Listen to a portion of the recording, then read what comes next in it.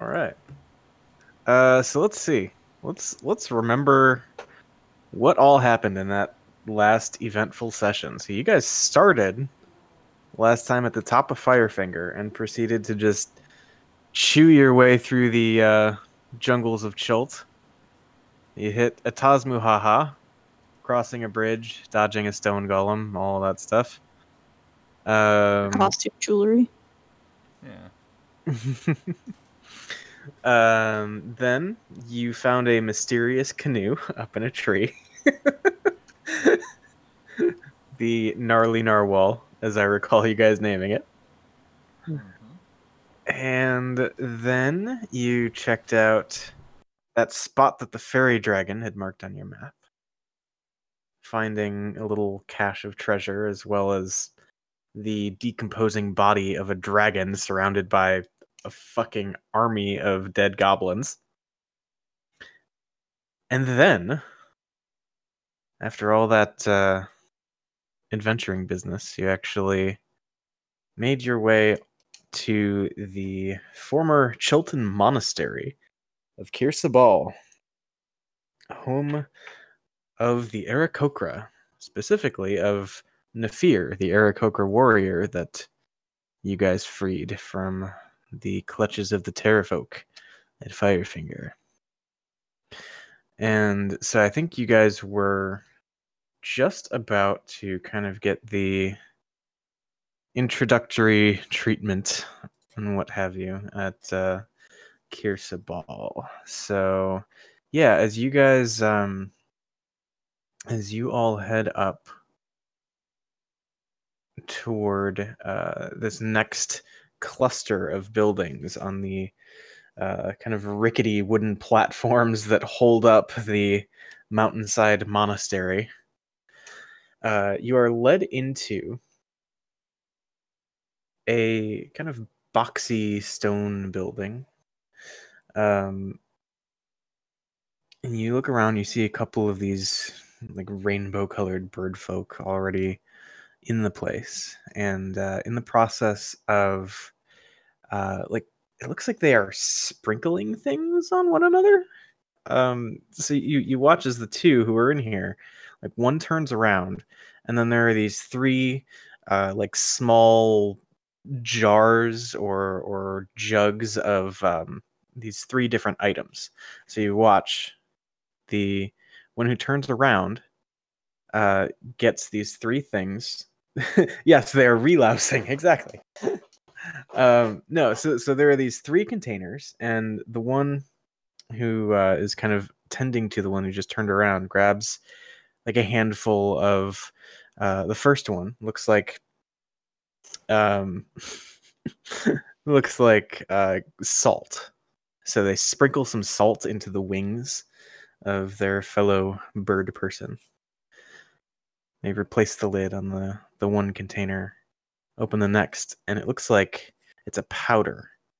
And a quick like glance at just how it kind of interacts with their hands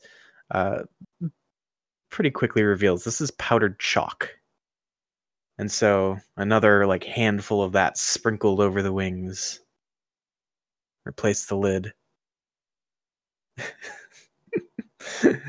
Finally, the third container seems to house gold dust, which again, a bit of that is taken, sprinkled over the wings of this other bird person. The conspiracy theories are real. Oh, Discord chat. Okay. So, as the other Aarakocra then kind of turns around and reciprocates for the one who had just dusted him down, they kind of then turn and look at you expectantly.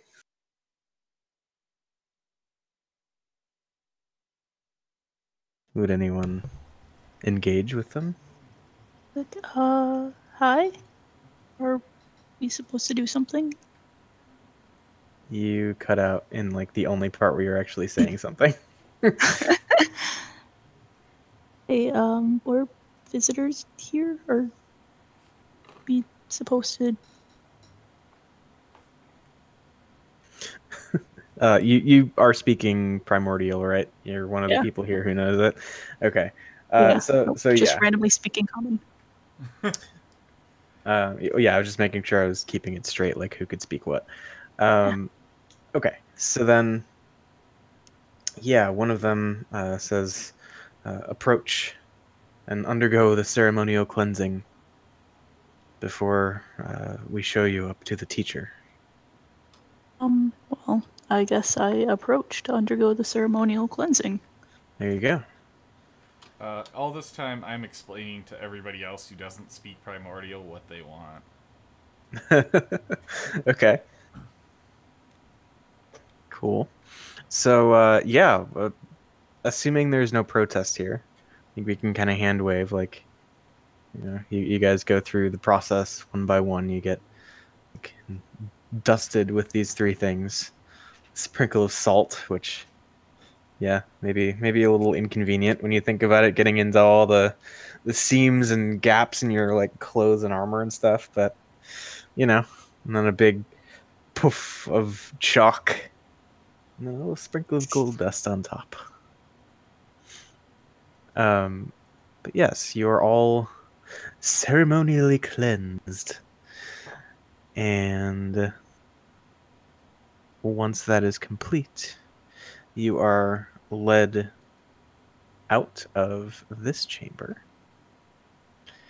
and through an open arching doorway past a like a little 5-foot tall wooden statue, at least a little by the standards of all the stonework that you've seen around here. You've seen these like majestic faces carved into the sides of the buildings, and just the fact that this whole thing rests upon the side of the mountains that you see. Do we have a listener? Is that what's going on? Yes, I'm here to stalk you all. Okay. Yeah, I mean, that's cool. I'm gonna cast Prestidigitation as soon as we leave the room, and I'm gonna clean the fucking chalk off my face. As soon as you leave the room, huh? Yep. Well, Okay. as soon as nobody's like, they're not watching, basically. All right. And then I'm also going to cast it again and make an image of chalk on my face. I just don't want to be fucking dirty.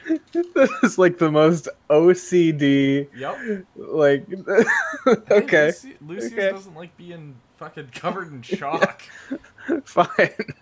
So you dust yourself off, and then you make it look like you haven't dusted yourself off. Yes. Okay. Just for the hell of it, make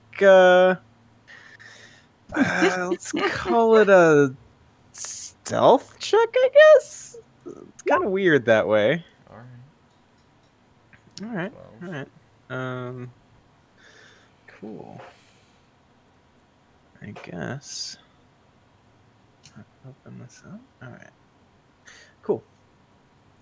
All right. So yeah, you guys are led out past this little wooden statue and up to another building. This one, let's see. Yeah, this one looks to be like the largest of the buildings that you've seen on your approach up the zigzagging path here. You are led into the monastery proper. And so upon entry, you see another 6 of these like rainbow feathered Aarakocra just basically cleaning, straightening up, tending to the various like ceremonial looking objects that still reside in the monastery from the ancient Chultan days, in which it was actually a place of true worship. You see each of them wears a necklace of like prayer beads, and looking at their beaks, you can actually see a familiar labyrinthine pattern that has been painted on. You guys have seen enough statues of Ubtao, I think, to just recognize that. let's see. So So does it appear go that they're all Ubtao followers, or is this just like a church and then there's like how big is this place? in terms of like the size of the building, In terms of like the size of like of Kirstobal. um, so it looks like there are probably about a dozen buildings all told. Okay. A few like smaller outlying like residence type things, and then you're being led through kind of the upper tier of the monastery at this point, and you're I would say like maybe a third of the buildings are devoted to whatever like ceremonial stuff goes on, and then all the stuff below is like residences. So you're probably looking at 8 to 12 like family units of Aarakocra living here. Okay. So it's not like a super sprawling city. No, it's very much like kind of nestled away up in the mountains, kind of a secluded, peaceful place. So I guess you could make the assumption they're all probably followers of Ubtao. Yeah, it would seem so. At least those that you've seen up here. I mean, so the two that have led you in, as well as the 6 that are in this bigger building, are all kind of adorned in the same iconography. So, Okay. yeah. All right. Yeah, no, valid question. And as if there was any doubt, I mean, you walk into this main room and you see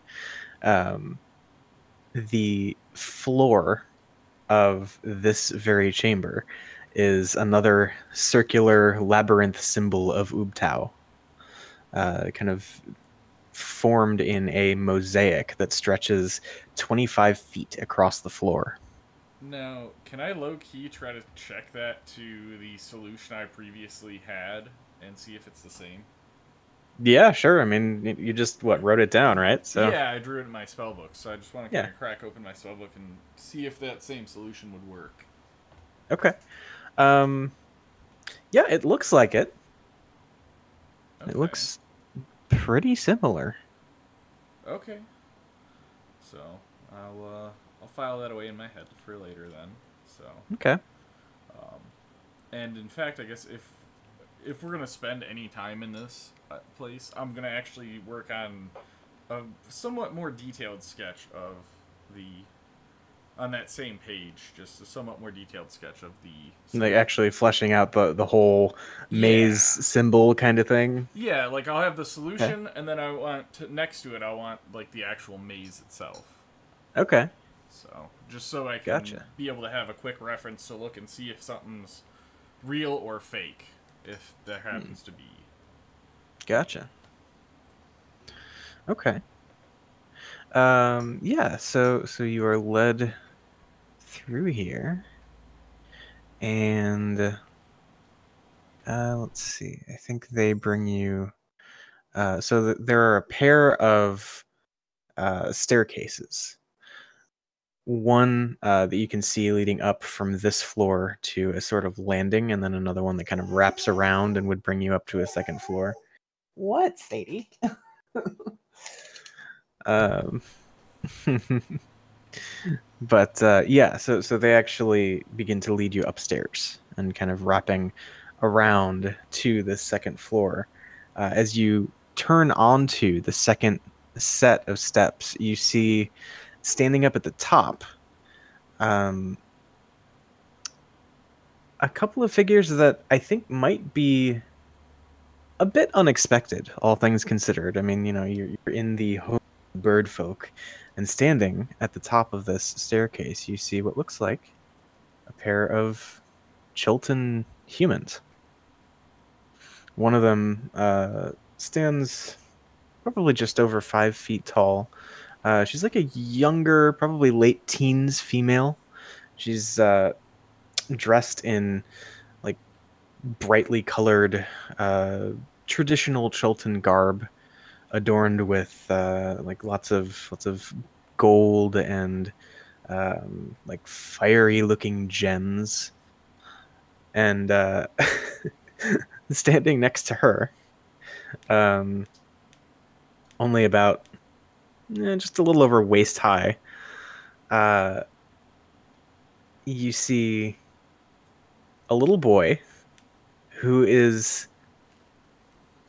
well, I think if you had to try and make sense of it, you would guess that he made himself an Aarakocra costume. And so you just see this like messy rainbow feathered suit that he has like hanging over whatever other clothes he's got on. And he has like a book open in front of him, and he's just like, he's kind of like leaned up against the railing at the top of the steps, just kind of reading. Yeah, go ahead. Whose waist? Fair. My waist and Fib's waist are very different waists. Fair. I don't know. Let's assume a 6 foot tall person. Yeah. Yeah. Probably in the like 5 to 7 range, like, age wise for the kid. Yeah. So you see these two up at the top, and the girl says, I haven't seen visitors of, well, any kind other than the Aarakocra in quite some time. Who are you, and what are you doing all the way up here in Kirsabal?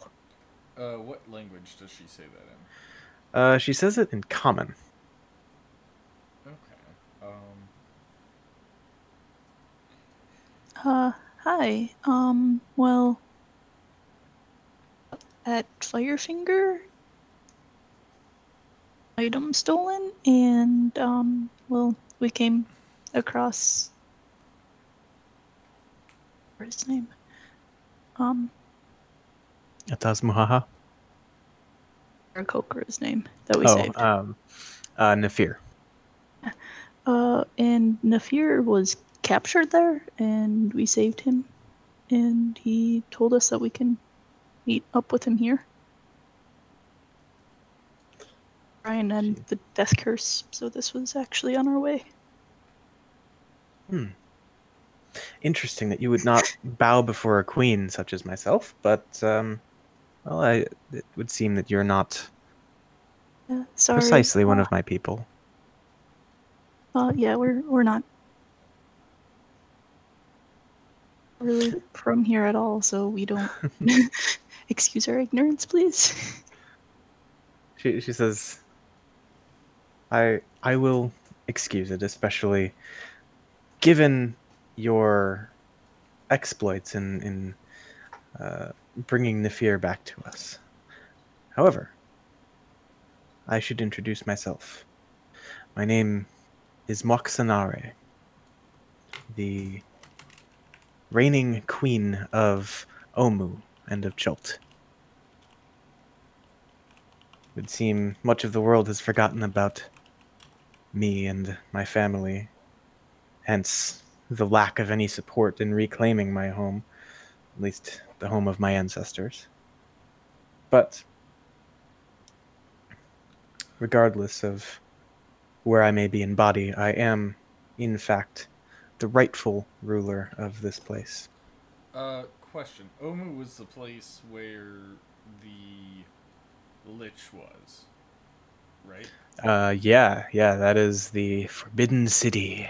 Alright, I'm gonna actually kind of pull out my map and, look, and when I get a break, I do wanna, I do have something to ask her. So. Alright. But that's just Yeah, what I'm doing. Okay, so she does the whole I am Queen Moxanare spiel. And she says the Aarakocra have been kind enough to take in myself and my young brother here.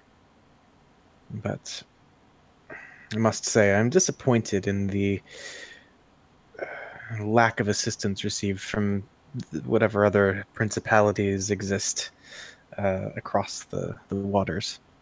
I don't suppose you've been sent, finally, having heard my cry for help. Oh, go ahead. No.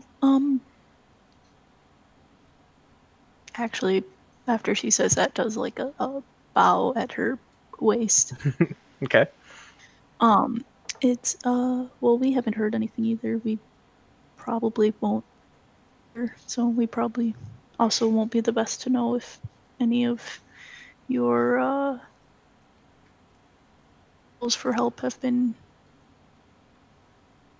heard and received. But I would like to, you know, or over here, see if help. It seems like our interests are aligned pretty well right now. So, I know not about this death curse. What is it? What is this? oh, well, anyone who's like, you know, some people die, clerics revive them. They're dying again and revived.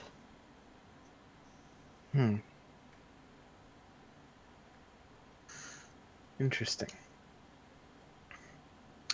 Well, then you said your business here at Kirsabal was following up with Nafir and checking in with him. Yeah, it's on our way. So, Interesting. Very well. If that's the case, I'm not the one with whom you have come to speak, but I must say I've enjoyed our brief encounter, and perhaps if the group of you decide to stay a time in Kirsabal, we could talk a bit more about goings-on in the outside world. I'm not sure how long we'll decide to stay. Timeline, but I at least have a few questions, so I don't know if the history of like is your family on the throne, like how long they've been on the throne, how you ended up here, who you've contacted for help, all that stuff. Well, I assume you will at least be around as long as the next meal. Yeah, absolutely. Perhaps we can discuss then. That would be wonderful. Good. Well, I won't keep you. Ashara waits further up the mountain, but it was truly a pleasant surprise speaking with a lot of you. Yeah, same here. She kind of like taps her little brother on the shoulder. He looks up from his book, and she just says, "Come, we have other things to attend to." She like leads him around, up to the second floor and through a door that you kind of gather leads to some sort of, other separated room. But yeah, so after all of that, you are led finally up to the second level of the monastery itself. And let's see here. So yeah, you are... Just want to make sure I'm not missing anything important. Yeah, you're led up through there. And actually, as you pass through this second level, you see another couple of Aarakocra like preparing themselves. You see they seem to be like washing themselves with scented oils and reading from scrolls. You see one of them that's like in the process of painting the Ubtao symbol onto their beak. And let's see. So Yeah, I think that's about it. So then you are kind of like led out of this building. Further up the mountain you go. Let's see. So you pass by what looks like another sizable and well-appointed dwelling. Looks, I guess you could say the aesthetic pretty much matches what you saw of Moxanare, and you kind of glean that maybe this is, where she's been living for the last who knows how long with her brother. And finally, at the very top, the end of this rickety wooden path that's been probably broken and then reinforced and broken and reinforced several dozen times over the lifespan of this monastery, you reach a building at the top with like white stone carvings all around the exterior of it, most of them reflecting various depictions of Ubtao in like different forms. You see like a tabaxi Ubtao. You see, of course, like a human Chilton variation. You see, let's see. I think you would see even an Aarakocra one, and overlooking the vast jungle below, you see a balcony off to one side of this building. And out from the arched doorway of that, you see just this trail of, looks like some kind of smoke just kind of blowing off over the jungle. Yeah, so finally, upon reaching this, the Aarakocra who have been escorting you thus far, one of them like stays back with you, the other approaches and like very quietly, like deliberately, knocks on the door that faces out to the walkway. And of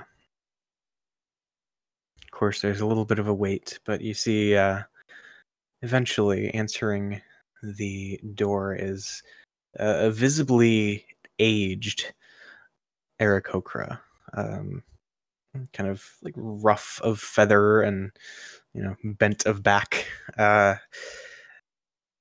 She looks out first at the one who had knocked on the door and then at you, and you hear the one who had led you up like introduce you to this older one, and she doesn't say anything. She just sort of nods and kind of like looks past the other Aarakocra again and beckons you all forward. She holds the door open for all of you as I assume you go in. Yeah. And at least I do. So if anybody doesn't want to go in, now would be the time to tell me. Yeah. So you are let into this building. Another kind of two-story situation. And walking in, I think the first thing that you notice is this building is maybe not quite in such good shape as some of the others. This becomes obvious when you walk in and you see that there's like a 10-15 foot hole in the floor. Some like bare wood exposed, kind of stretching out like a single plank here or there. But most of the floor, well, I would say about half of the floor of this first floor is just fallen out over the years. But the older Aarakocra welcomes you all in around the circular hole in the floor and says, "One moment, I will find the teacher and ensure she is prepared for visitors." And so you're kind of left for a moment, just looking down through the floor, the hundreds of feet down from the mountainside. And let's see. Looking around the room, you can see that there is kind of a like a straw mattress situated under a flight of steps. A life-size wooden statue resembling a tabaxi depiction of Ubtao once again, with flowers and offerings of different bits of food and other things of kind of everyday value. Let's see. So yeah, looking around at the room itself, the walls, instead of the kind of standard, at least standard by now, labyrinthine designs that reflect Ubtao, you see a mix of floral designs and these jarring mathematical geometric looking symbols. They don't quite seem to fit with the aesthetic of the rest of the monastery. I think as you're, just kind of done taking things in, the older Aarakocra comes down once again and says, "The teacher will see you now." And so you're led upstairs to the top level. Go ahead. I just want to state that Sirenny has 0 fear of heights. Okay. He is enjoying being all the way up here. Cool. So you are led upstairs into what is basically it's like a study of sorts. About 30 by 30 rooms, so pretty sizable considering the real estate that they have to work with here. But you see, standing awaiting your arrival is another elderly-looking Aarakocra. Again, you see there are a few places where her feathers have kind of begun to thin out, just kind of like stop replenishing themselves. But as soon as the first of you enter the door, she gives a deep bow and speaking to probably whoever walks in first. So I'd imagine that's Sirenny. He says, "Welcome, guests, to Kir Sabal. I hear this is not your first encounter with my people, and that you're responsible for bringing the fear back to us. For that, I thank you. Nefir tells me that you may have goals reaching as far south as Omu. Is this correct?" Well, I'm gonna bow back and be like, yeah, yes it is. And you mean to reach that city how? It is practically across Chult. On foot? That was the plan. We didn't see much other choice. Oh. I shouldn't get ahead of myself. Please, come in and make yourselves comfortable. She gestures around to like an assortment of to an assortment of pillows and other comfortable like seating arrangements. And she says, I would like to welcome each of you individually. And so I think she goes around and, formally introduces herself to each of you. Her name is Ashara. And after fully going around the room, she says, so tell me what it is that would bring such a group as you to travel so far from the lands that you would call home. Well, we all, I guess, have our own individual motivations, but there's this death curse that's kind of fallen across the land, so that anyone who's been revived from death is now dying again, and anyone who dies cannot be revived anymore. I've heard of this death curse. We at the monastery do not practice the ways of any god that grants such abilities, but having heard multiple accounts of it, I feared it may be true. Did you not tell your queen? Until I could be sure of such things, I didn't want to alarm her unnecessarily. Yes. It seems quite a dire situation, after all. It seems like she has a lot to handle too. But yeah, I've seen it firsthand. It's true.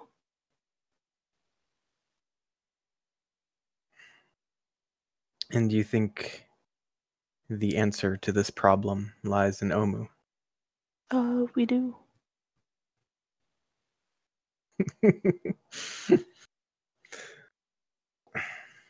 And so what is it, some foul mage spellcaster, something to that effect? Some magical calamity that's befallen the land? I mean, the suspicion's based off of kind of the history of Omu, so I guess, yeah, a demigod, I think. The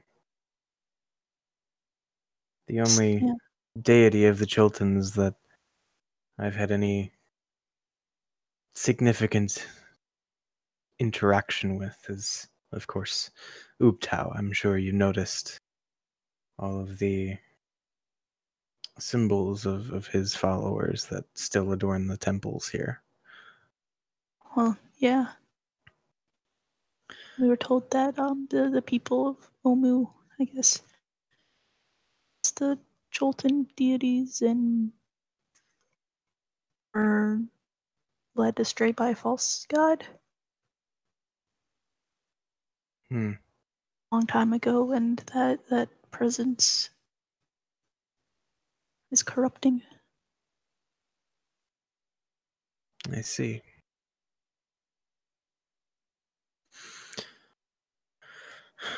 And so you mean to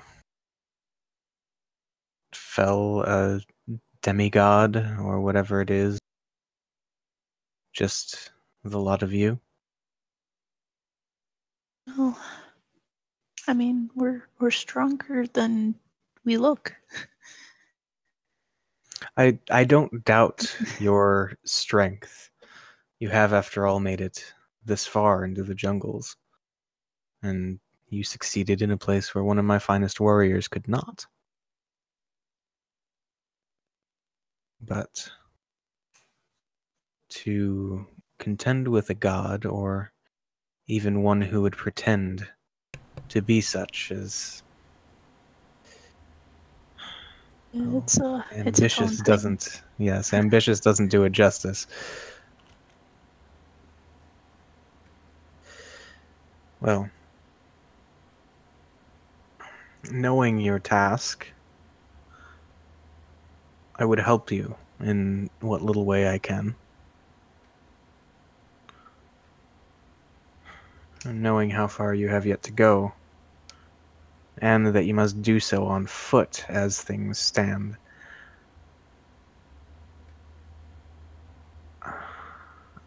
I can offer you something that will, at the very least, expedite your travels. However, it is a difficult ritual for which to find the components. One in particular eludes me, and has for quite some time, as I myself have never performed this ritual. My predecessors did in days of old, but it has been nearly a century by my count since last the Dance of the Seven Winds was performed.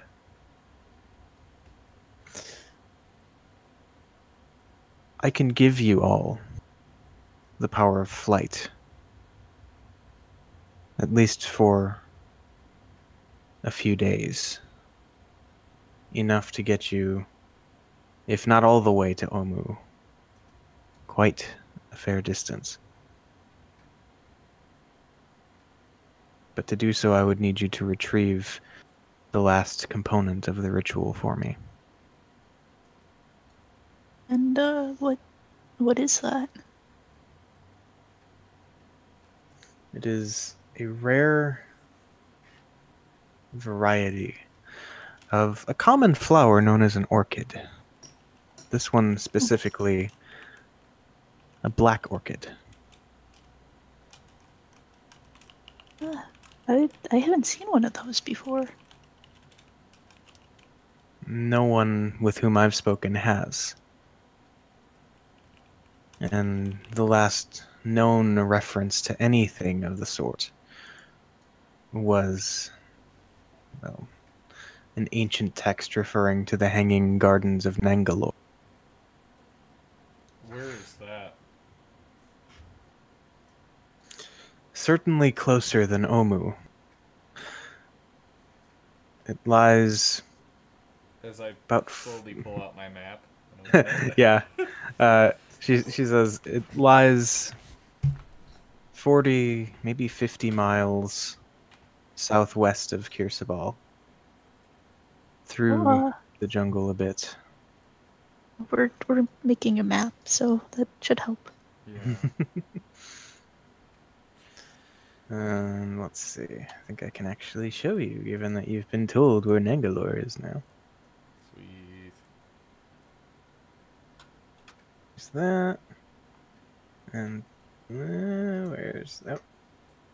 Gotta change layers again. There you go. Sweet. And yeah, she says there is mention of a black orchid, or the presence of black orchids in the Hanging Gardens, but these, like Kirsabal, were built many, many years ago. While I can't guarantee that you'll be able to find one there, that certainly seems like the most likely place. And if you can bring me one of those flowers, I will be able to grant you flight whenever you decide you are ready to contend with this demigod, or whatever it is.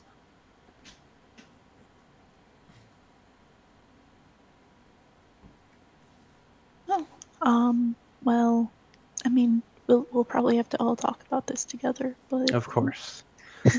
that sounds wonderful. Thank you so much for being willing to help us. knowing what you have already done for our people, I feel of any of the outsiders I've met, you are the most capable of undertaking such a task. Irony definitely blushes. She looks over at Lucius, who's been, like drawing in Nangalore on the map, I would imagine. Yep. And she says, "May I see that for a moment?" Yeah, sure. Here, I'll hand her the map. Is there any symbolicism of Ubtao, like the maze? Because I'm gonna finish my drawing of the maze. Symbolicism. Yes. Symbolism. Nope, symbolicism. You mean symbolism? Sure. But it's symbolicism. Biology? Symbology. So, Study of so in this room, yeah, there are still some Ubtao symbols. All right. There are like a few other statues that are kind of carved into the walls and such. Yeah, she says, "You don't even have a definite location for Omu. Let me fix that for you."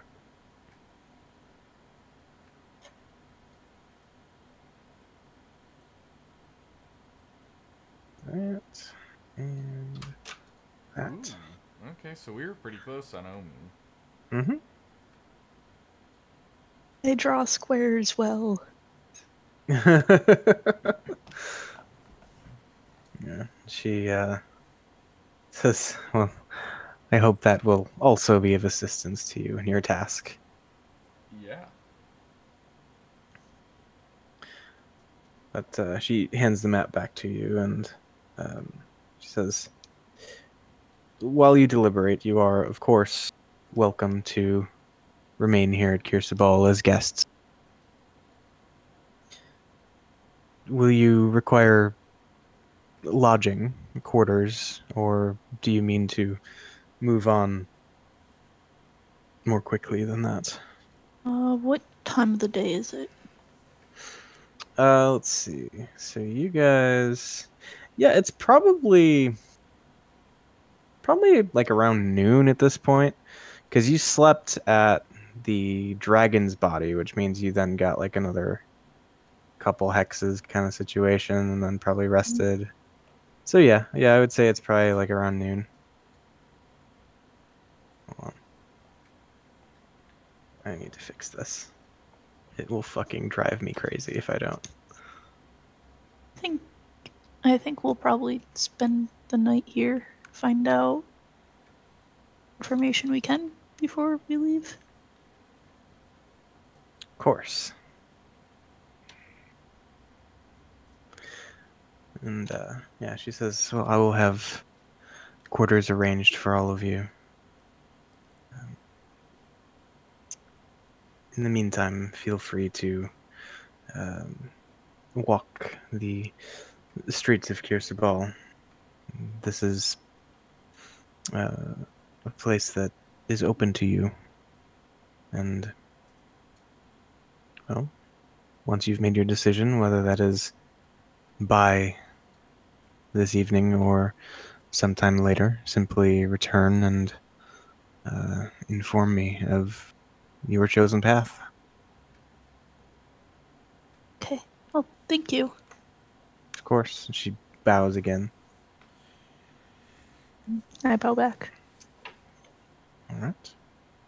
And then you are kind of like shown out of what you gather is kind of like her dedicated house, and back out to the wooden walkway outside.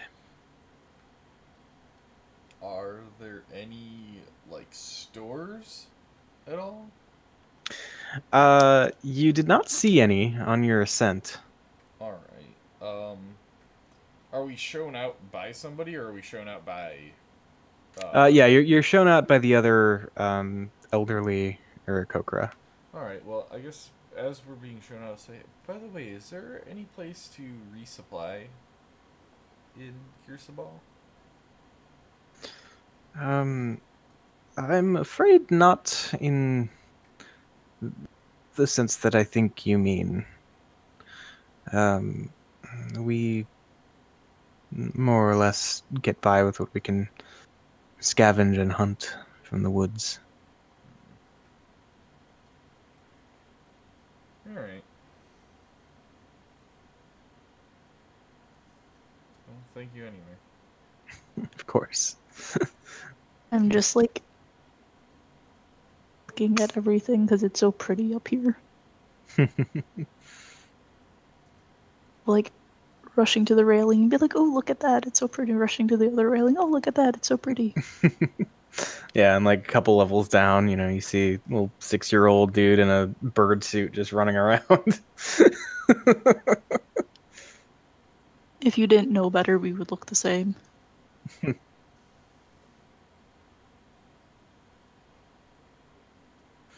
Yeah. So all of that having happened, I know we had kind of bordering on a cutscene there for a while. What do you guys do? First, I'm gonna pull the scroll of commune with nature out. I'm gonna walk over and give it to Groyle Mod. Thanks. And I'll say, well, I can't use it. Maybe you can. You're one of those nature-y types. I would give it to I would have given it to Scorn, but you know. This do look familiar. I understand some of these symbols. Well, it is a commune with nature scroll, and I'll spend some time explaining, like how to use a scroll, that kind of stuff. Okay. I'm not sure if it'll work, but Well, you can certainly try, right? yep. Absolutely. Cool. So yeah, that's the thing Gromod has now. What else?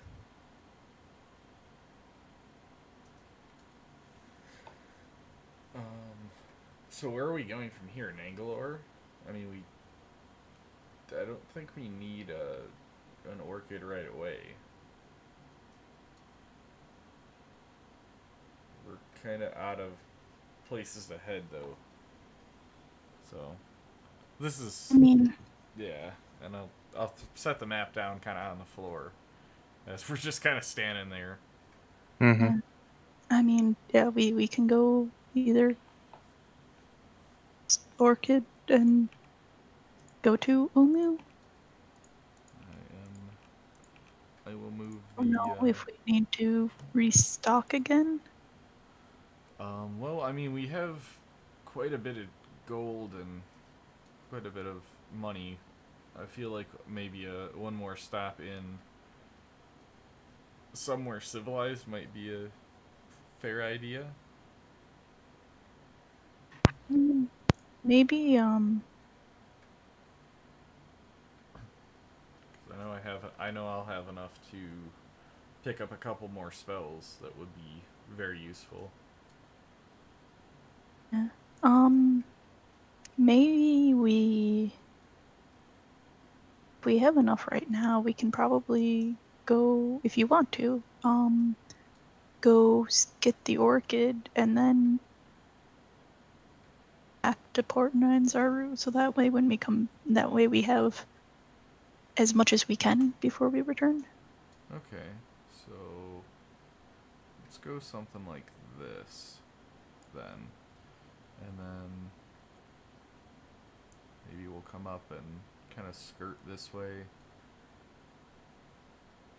cut over, and then head up towards, so something like that. Yeah. I mean, Eric, does she need like a dried black orchid, or does it still need to be alive, or? No, it doesn't still need to be alive. She's basically gonna grind it up for part of the ritual. Okay. So yeah, we can grab a couple. Maybe she can. We can give it to her and. I mean, I guess it depends on how many there are. Yeah, we should have asked if the ritual was able to happen more than once, or if it was just a one-time thing, or what. I mean, I'm sure we can ask her. Yeah. Mm, Because if But we can do it more than once, then we should probably just have her do that for us now, or go get the orchid, have her come go get back. it. Go to Port Nyanzaru, come back, and then yeah. Just fly to Port Nyanzaru instead of walk. I mean, yeah, we can ask, but it sounds like a pretty complicated spell, so I don't know. Yeah. But yeah, we can. I guess take a slightly. Yeah, I think we should get the orchid and then take the quicker way back to Port Nyanzaru. I can pick up my shield and we can get you spells. Yeah, you get my sword and shield. Oh yeah. Okay. So. I also think we probably should swing to this side of Tariki. Rather than trying to cross it further down. We'll just walk around it. We can do that. How much gold? How much gold do we have? I particularly have 165 gold, 750 silver, and 2,000 copper. Okay. But I'm willing to share that once I can pick up a couple scrolls. Yeah, because I know I need an additional 250 gold for my shield. Yeah, I can help you out with that. Yeah, I don't know how much. I thought we already had counted that. It wasn't Into our it. totals. It was 500, right? So Yeah. I put in 250, and I need 250. But yeah, we took that out of our total that we Sweet. had at the end. I believe so. We can check back at some point. I feel like you probably won't get to Port Nyanzaru this session. Yeah. But yeah, so okay. Sounds good. Is that okay with everyone? Yeah. I mean, yeah, that's should be good to do this whole. I don't want to put it off any longer. It's So it's then- better to be prepared. So we get to Port Nyanzaru and then what? Go towards Omu? No, we'll have to come back for the spell. Right. But I'm just saying, are we planning on heading straight to Omu? Do we need to do anything else?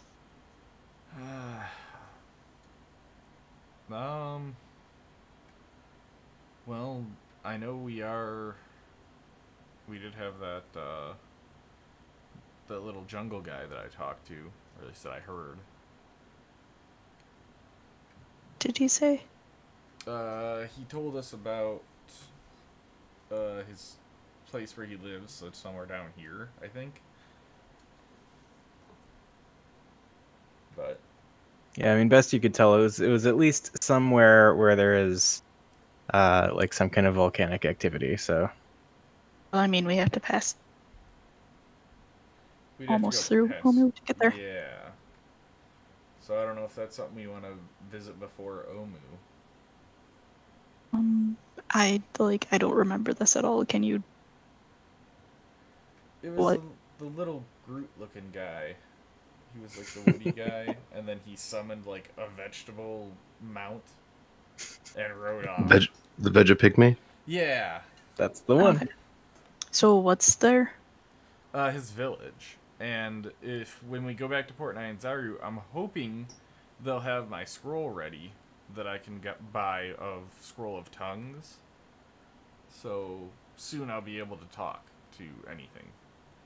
Okay. And what do we need to go to their village for? I don't know. He invited us there.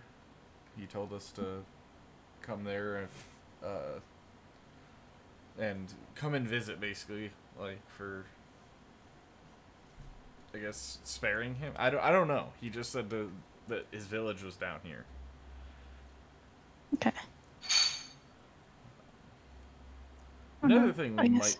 want to consider is now that we're fairly stronger, like fair bit stronger, maybe we might want to stop by Mbala and take care of that whatever is there.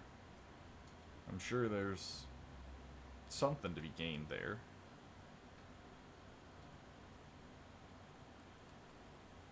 Mm, And then we can head south towards Omu.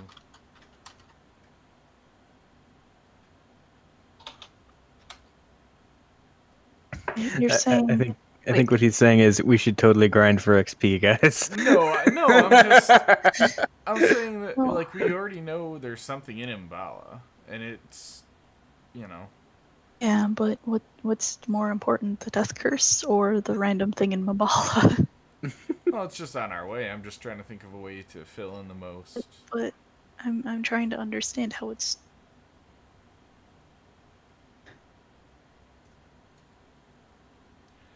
I'm just trying to visit as many places and map out as much of the area as I can while I mean, we're doing well, this. hopefully we're still alive and we can do it on the way back.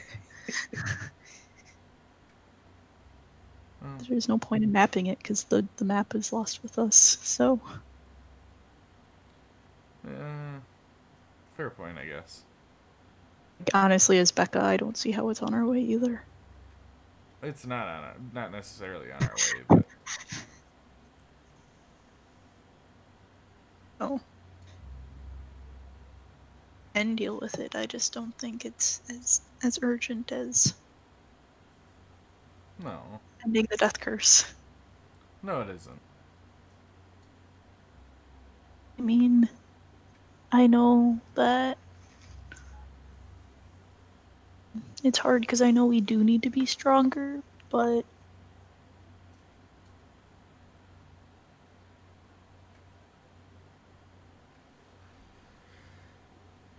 Well, let's make it to We'll the see. Hanging Gardens first.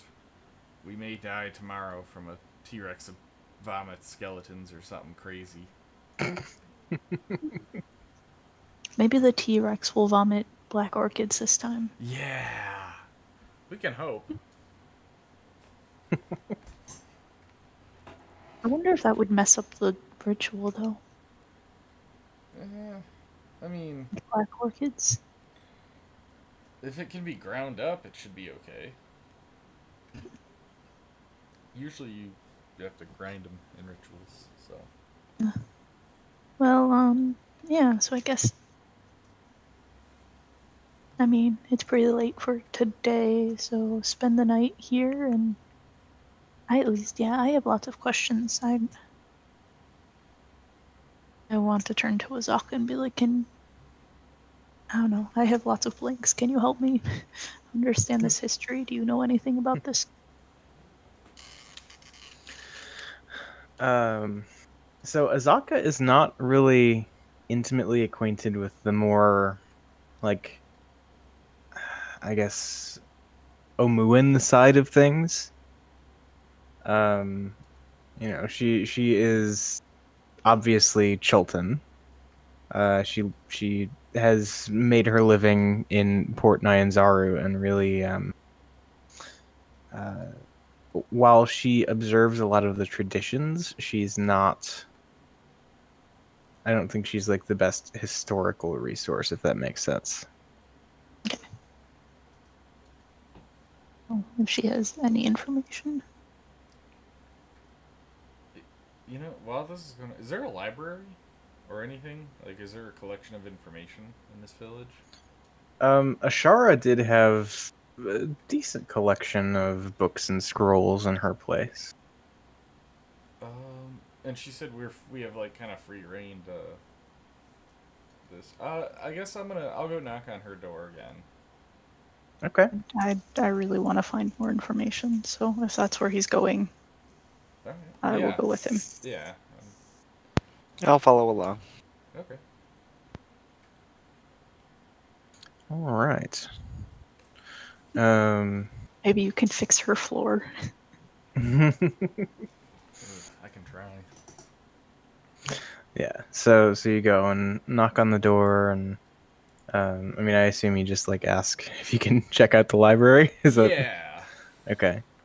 Yeah, I mean they you know they're cool with that. So again, you're let in and kind of led around the big hole in the floor and up the stairs, and Ashara seems to be like locked away in her quarters, tending to something else. But yeah, you do have at least a smallish library at your disposal. Um, so they're very specific about this library. It is a single large bookcase holding 44 ancient books. And kind of surveying them, you notice that there are books on mathematics, natural philosophy, geography, fabulous creatures, theology, and a variety of other subjects. However, all of these books predate the Spell Plague, which is this is a while back. So there's actually not a whole lot about Chult in these books.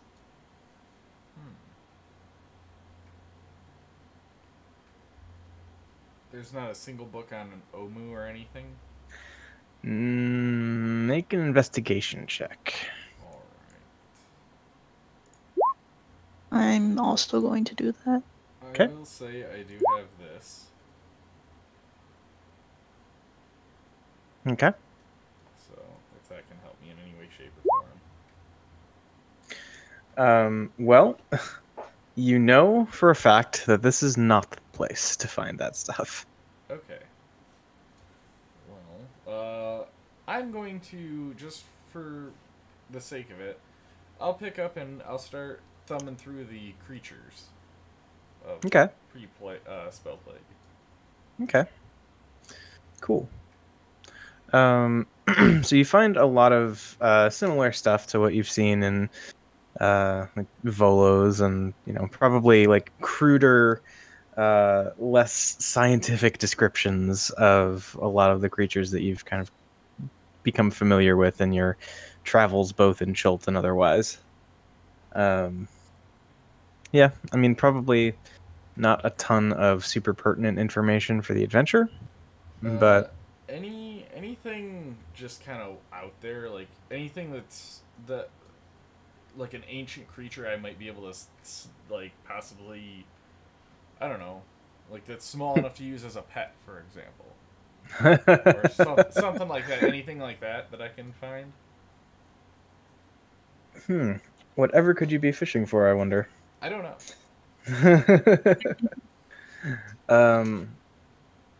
Well, I mean, you do read things about the various aberrations and such, and learn that there are those who have been able to harness certain varieties of them.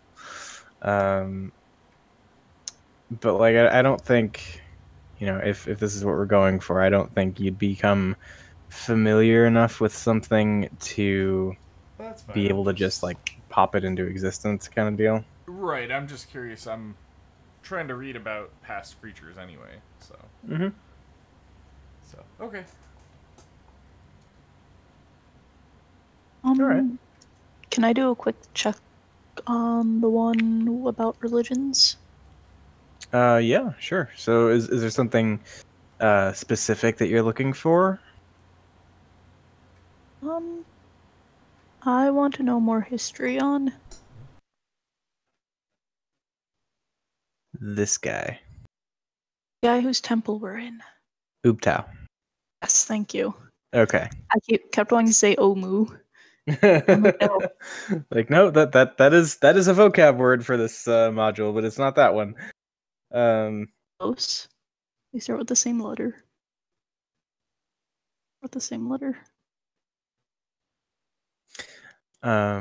Anyway, because Ubtao is like an exclusively Chilton deity, there's really not a whole lot to find about him. Is there anything about my deity?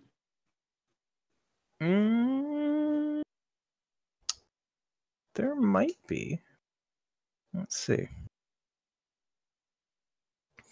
It would seem not. It would seem that this was written from the perspective of a basically Waterdavian pseudo scholar who, you know, blah blah blah, Timora, blah blah blah, Joaquim. Oh, hold on, I almost just like verbally responded to Laura.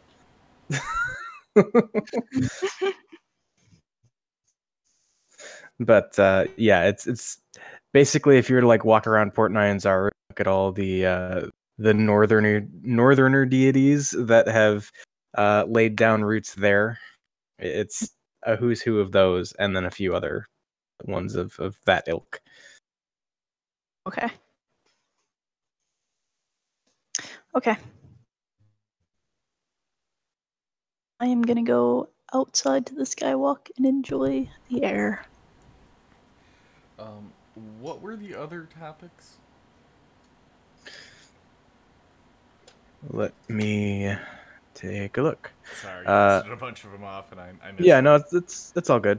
There's like math, natural philosophy, geography, creatures, Geography. theology, so forth.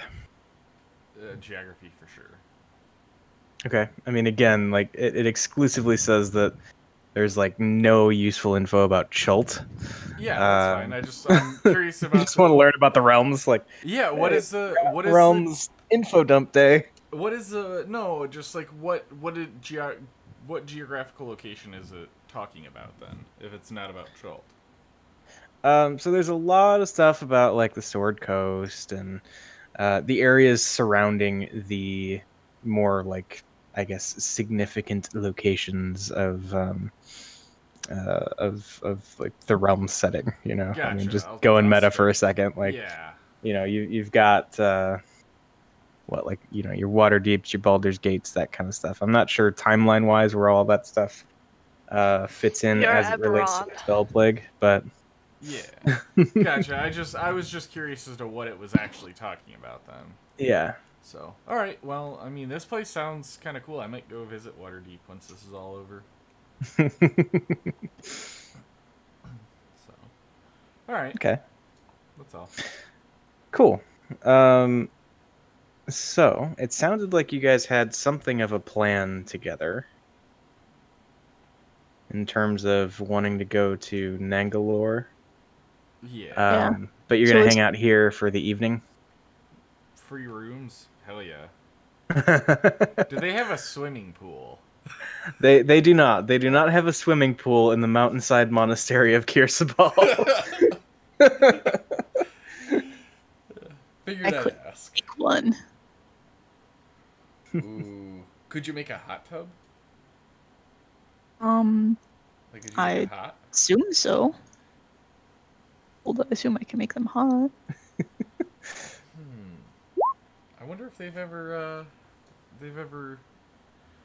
tried warm water. No, I can only freeze the water. Oh. The Ice Queen cometh. I mean, you can create it though, right? Can't you? Or no, that's the other one.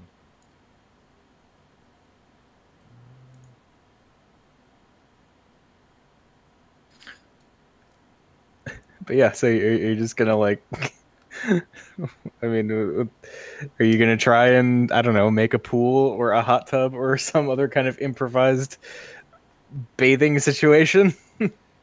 I could heat up 3 feet of water at a time. So if you could bubble and mix the water, I could actually probably heat it up enough to actually make a hot tub. Nice. I can create water. Yeah. If we're not doing anything, I can just keep creating water. Well, we should make. Yeah, let's do this. We will. This is our gift to the monastery. We are going to make a hot Full tub. of water. Well, no, we're gonna make a hot tub, and all you Really have hot, though? all you have to do is press the digitation to heat it back up, or you can add hot stones to it. I mean, there's plenty of ways to heat up the water. Basically, we're just giving them a bunch of water, is what you're saying. Yeah, that's fine. We'll give them a little pool of water. They have a place that they can put a pool of water. Yeah, well, yeah. We'll ask. Let's ask. I guess. Yeah, I mean, I'm sure something could be arranged. Okay. The bird bath. Yeah, basically. I see what you did there. A hot bird bath. But yeah, sure, you could you could make a hot tub in Kirsabal. Why not? All right. And actually, I'm gonna invite any of the elderly bird people if they would like to give it a try. We can, we will more than allow them to try it out. Did we find like a cold place or? No, it's not too cold. No. Okay, so we're just having a hot tub in the jungle. Yeah, exactly. Oh, Okay. We're pretty high up in the air. I Yeah, mean, we're up in the mountain. in the mountains. I Yeah, expect that's it's fair. not like So, I just figured it'd be kind of an awesome 90 view degrees. while being able to sit in a fucking hot tub. Like, that's awesome. in mountains in the jungle are not hot. Yeah.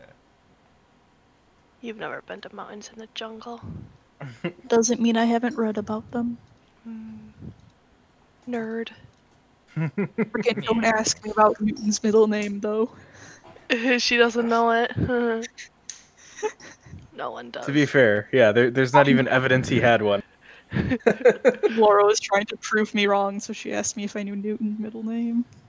And that's why no one knows how many colors are in the rainbow.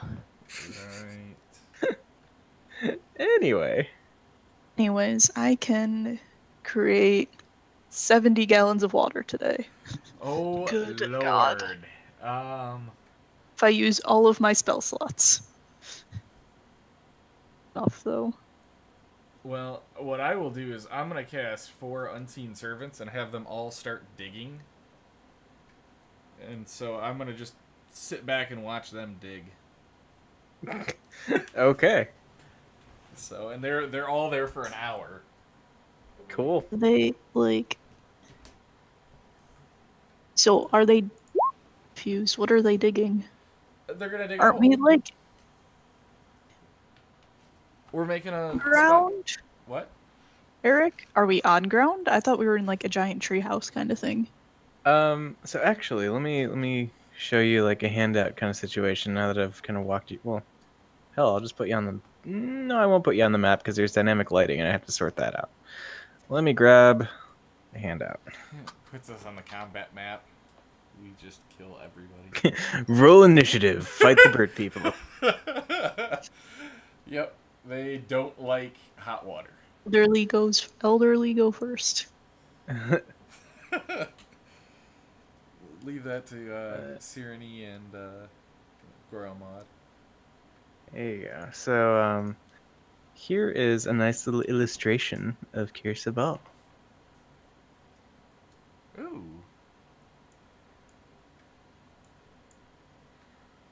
Okay, so it's both. Yeah, so like basically what it would be is I would pick a spot that's kind of like barren that they allow us to, and just kind of like dig it out so that it's in off the wall or like off the edge, and then dig a little down.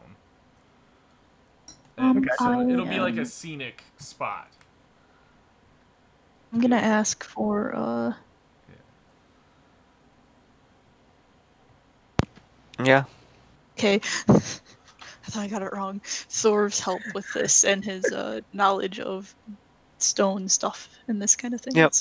I'll help with the digging and picking a good spot so it doesn't fall apart easily. Sweet. I have a few, hours off. Let's make a hot tub. Why not? Yeah. Diggy hole and such.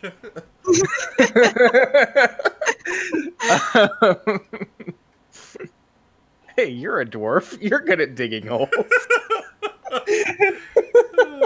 Yes. I'm not asking him to dig. I'm asking him to engineer. Oh. A little bit less insulting. We're about to find a Balrog. Mine. Anyway, yeah. So yeah, you spend a few hours figuring out how to install a hot tub in Kirsabal. So I guess there you go. I knew that video was going to get posted at some point. Is it Sean? No. It's No, not Sean. It's not Laura. Sean. Oh, okay. Whoever Laura.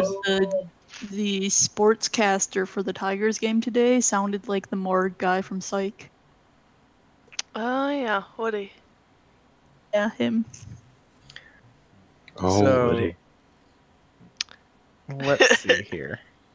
I mean, I would say it's easy enough to kind of direct your unseen servants and whoever else is kind of like digging the thing out.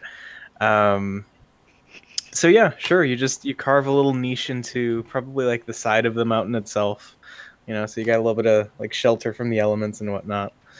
And yeah, there's now at least a tub in Kirsabal. And so Cyrene is just going to fill it up, and you guys are going to use prestidigitation to heat it. Where's their source of water? We can use the jug. Like they have to have a source of water. We could use the jug for a source of water. What Much about water? when? Isn't it the- only 10 gallons? I think it's 10 gallons. Yeah. Can't you create off of that? Why are we doing this? This seems like it's gonna take a long time. Just for shits and giggles, really. Yeah, we're doing it because. Oh, okay. Yeah, because but it's I the can only only place. I can create 10 gallons and I only have 7 spell slots so that I can make 70 gallons. Well, Right. that's So plenty. The typical hot tub holds 400 gallons of water. Oh. See, there you that's go. why I asked. Yeah, their How- closest How can water that many fit? magic. The closest like proper water source would probably be the river along, which is like, 10, 15 miles away. Wow. What do they do? And for full of water? throat leeches. And full of throat leeches, lest we forget. Well, what we could do then is I mean, yeah. we could funnel rainwater. Well, Yeah, can so fill it I should mention that like anybody in Schult, like if they have a permanent residence set up in Schult, they have rain catchers. yes. Like this is a thing because you don't want to travel 20 miles to get water and then have to sift the throat leeches out of it. So, like, we could always fashion a rain catcher to funnel it in and fill it more. But I can get it started. Yeah, we can get it started and at least have enough to enjoy a little bit of it. Okay. And then, yeah, then we're good. All right. 70 gallons is still quite a bit. That it is. Okay, what is the size? How big are we making this hot tub?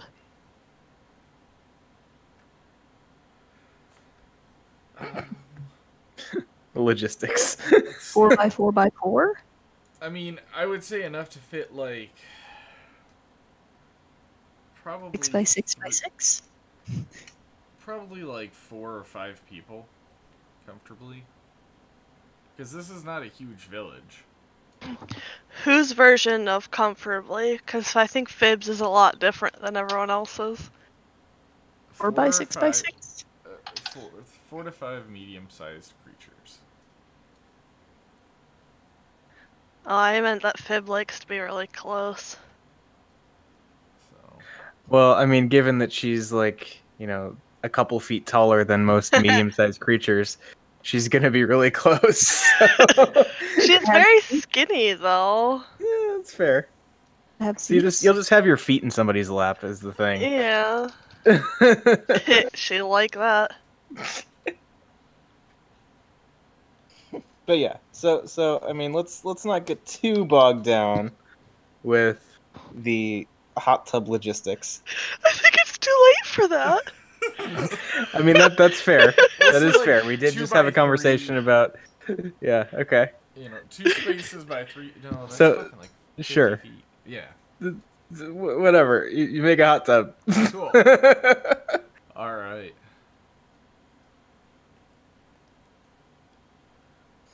All right. And so you, I guess, enjoy the fruits of your labors, basking in the hot tub once you've completed it. And yeah, a few confused bird folk wander by and kind of like, maybe one or two at a time will like kind of stop in and try and like join you or whatever. Do they seem to enjoy it? Yeah. All right. Cool. And I'll just say, well, Even with Fib there? Maybe less so with Fib there, but I'll say, well, as long as you have a way to heat up the water, this is our gift to you. Otherwise, it's just a God. pool of water. Yeah. Well, I mean, it's a Why lot do of we water. think? Why do we think they have a way to heat up the water? I would. I mean, they can heat up rocks and just roll them in, and it'll. This was possibly the best thing to walk in on. right? Like, I don't know why this is happening, and Plot twist, none of us do. Oh, not really. I mean, we can actually put in a little alcove underneath it where you can light a fire and it'll like warm it up underneath. good God. Yeah, okay, we'll do that. We will. I like that idea. We will do that.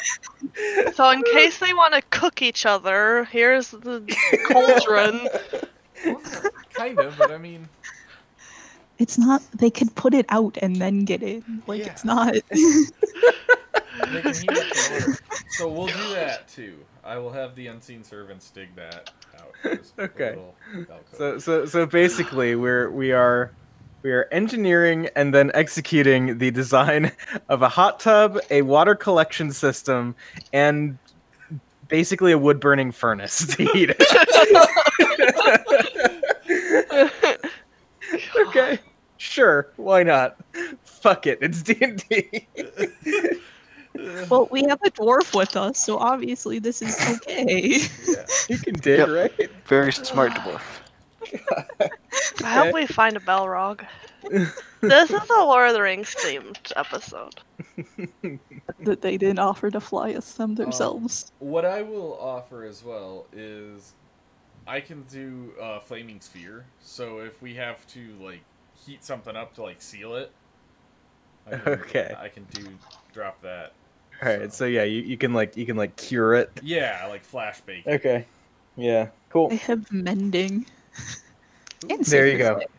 That could be You nice. make a hot tub, you make a furnace, you make a fucking water collection system. Well, water collection system's just a bunch of leaves Yeah. angled, and there you go. And it'll just roll down into the hot tub. There you go. So, you do that. You have a good time in your hot tub. Bird people have a good time in your hot tub. And then you, I guess, hang out and have dinner and finish your, like restful night in I have Kirsabal lots of after. questions. Okay, so yeah, I know you had other people you wanted to talk to. So, what does Cyrene want to know, and from whom? I want to know how she became queen, how she's here, where was she from? Okay, and for Laura's just reference for who the hell she is, you guys ran into a Chilton human girl who's like late teens, who says that she is the current queen of Omu, although she's been driven out, as has her family, for the last 4 generations. Sucks And to suck. she's frankly quite disappointed in the lack of response she's gotten from any of the other world powers, such as herself. Yeah, and I want to know about people getting drive out by, how they were driven out at Omu, where in the world her parents are. Well, I guess what happened to them. Okay, so let's see. The last one to actually sit on the throne, so to speak, in Omu would be her great-grandmother, queen by the name of Nabaka. Then after that, people call me. after that was the fall of Omu, when the whole Acererak thing happened. Did you just say the Tesseract thing?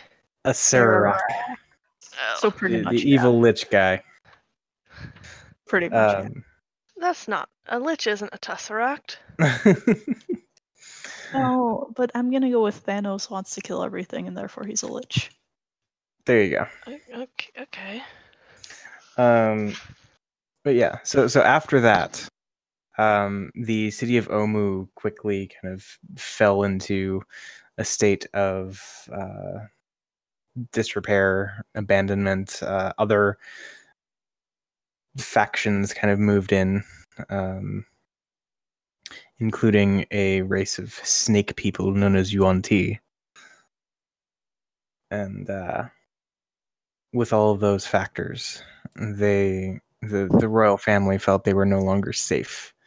And so they left their dear home of Omu and wandered for a bit before eventually meeting a few emissaries of the Aarakocra and being taken in. Although they did, they spent quite a long time out in the jungle. So much so that Moxinare and Na were orphaned by the time that they got picked up.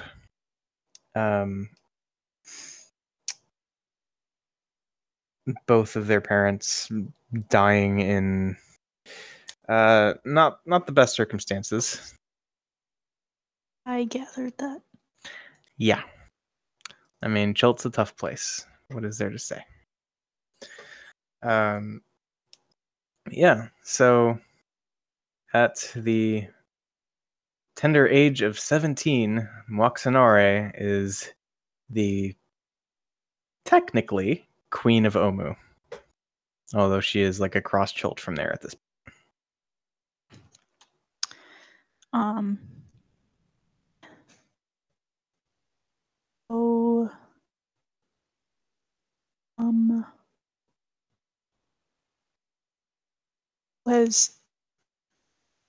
Who have they contacted for help? She tells you that there have been a few adventurers that came through and, have had interactions with the Aarakocra before. And that her message was passed on to them, and they left saying that they would, bring her reinforcements and help to reclaim her city. But no help ever came. So basically just more explorers, probably some of those jerks from the Flaming Fist, among others. Probably. What's her thoughts on the whole deal on false gods and turning their backs on that whole?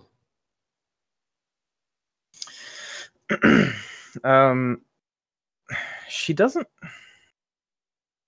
really have, I guess, a stance on that, but she will tell you that she has learned a great deal about the Wind Dukes of the Plane of Air, having, lived with the Aarakocra for a good length of time. And if there were any sort of planar being in which she would put her trust, it would probably be them ahead of any god that she's heard of so far. Okay.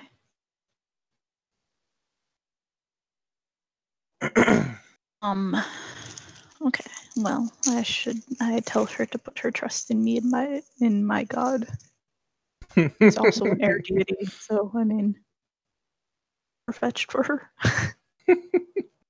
Okay, so just leave her a tract and invite her to church someday, and who knows? Maybe you plant the seed. Okay. But yeah.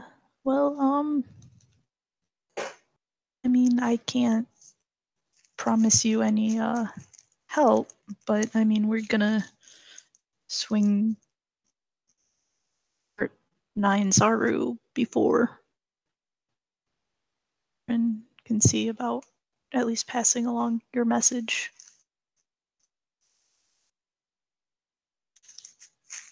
She's very appreciative of that.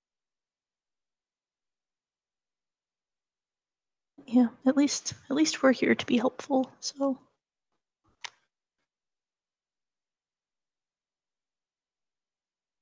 Cool. So, was there any other questioning type stuff, I guess?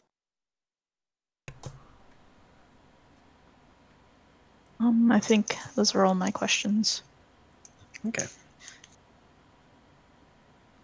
So, I don't know. I mean, is it safe to kind of montage the rest and say you guys, hang out, eat dinner with the Aarakocra and apparently royalty, and move on to the next day? Yeah. Yep. Okay. So, yeah, you wake up, each of you having some semblance of private quarters. You at least have kind of a thin, hay stuffed mattress sort of situation, and it's enough to be sheltered and get a long rest and not have to worry about something sneaking up on you in the night. So, waking up the next day. Well, I'm sure we asked. That spell can only be cast once, right? In the room? So, while Ashara is not entirely crystal clear on the details, she does know that she requires a whole flower for each ritual. So if you're able to secure multiple black orchids, then it could be feasible. Okay, good to know. Okay. Mm-hmm. Yeah. So, cool. Setting out then the next day for Nangalore? Yep. I'm still a little exhausted from that climb up here. Okay, so on the long rest, you would have recovered 1 level of exhaustion. Did you? You Yep. had 2, didn't you? I had 2. Ah. Okay. Well, do we want to rest here another day, or do we want to Yep. head That's out what I with was asking. Thorv? We'll also ask the same question. Him resting during the day wouldn't have alleviated any of that if it hit the hot tub Well, and such. not He's after only around building a hot 1 tub. month. Yeah. What about sitting in the hot tub? That should increase it. He should only have half a point of exhaustion. Okay, well, yeah, he has half disadvantage then. Because that's a thing, right? That's a -5 or something, right? I think. Anyway, yeah, you would have to rest another time before fully recovering. So, Do we think we're gonna run into anything in the immediate vicinity that'll threaten us? well, I mean, it is Jilt. I don't think 1 exhaustion point really does much anyway. I just can't fight as well as I can't normally. But if you think we're good, we can try. Okay. At least does the second exhaustion point make you really slow? Yeah. Yeah. Okay, so we definitely couldn't travel if you had to. Okay. That'd be a fun time. Is Blue Boy growing? Yeah, he's growing a bit. Hey. He's not rideable by Thorv yet, though? Probably not. Grail mod, maybe. Gromad ride around on Blue Boy. Yeah, it's a mounted goblin. Like Gromad doesn't say anything, but he does perk up, and his eyes are just huge and like sparkly, like a little kid who's just so into the sight. I mean, yeah. I mean, Blue Boy. I mean, he should get experience because we can ride him into battle, so he should get experience being ridden. Well, I mean, I can't speak to animals, but I guess we could call him Blue Boy, and I could. you can. Do you have speak with animals? Can you ask Blue Boy? Gromad sure does have speak with animals. Gromad can feel free to ask Blue Boy if he wants to be ridden, or would mind. Blue. All right. So, so yeah, what does it look like when Gromad kind of like really engages with this like juvenile Axebeak for the first time, like one-on-one? So Gromad is very bashful. He's doing like the kick in the sand thing with his foot. And he's like, "Hi, my friends say you're called Blue." Okay, so everybody else just hears, of course. In Axebeak, that means something like that. Well, so they just had this interesting idea, and I don't know if you like it, but Kind of cocks his head. I just wanted to get your permission before I'm like trying to crawl up on your back or anything.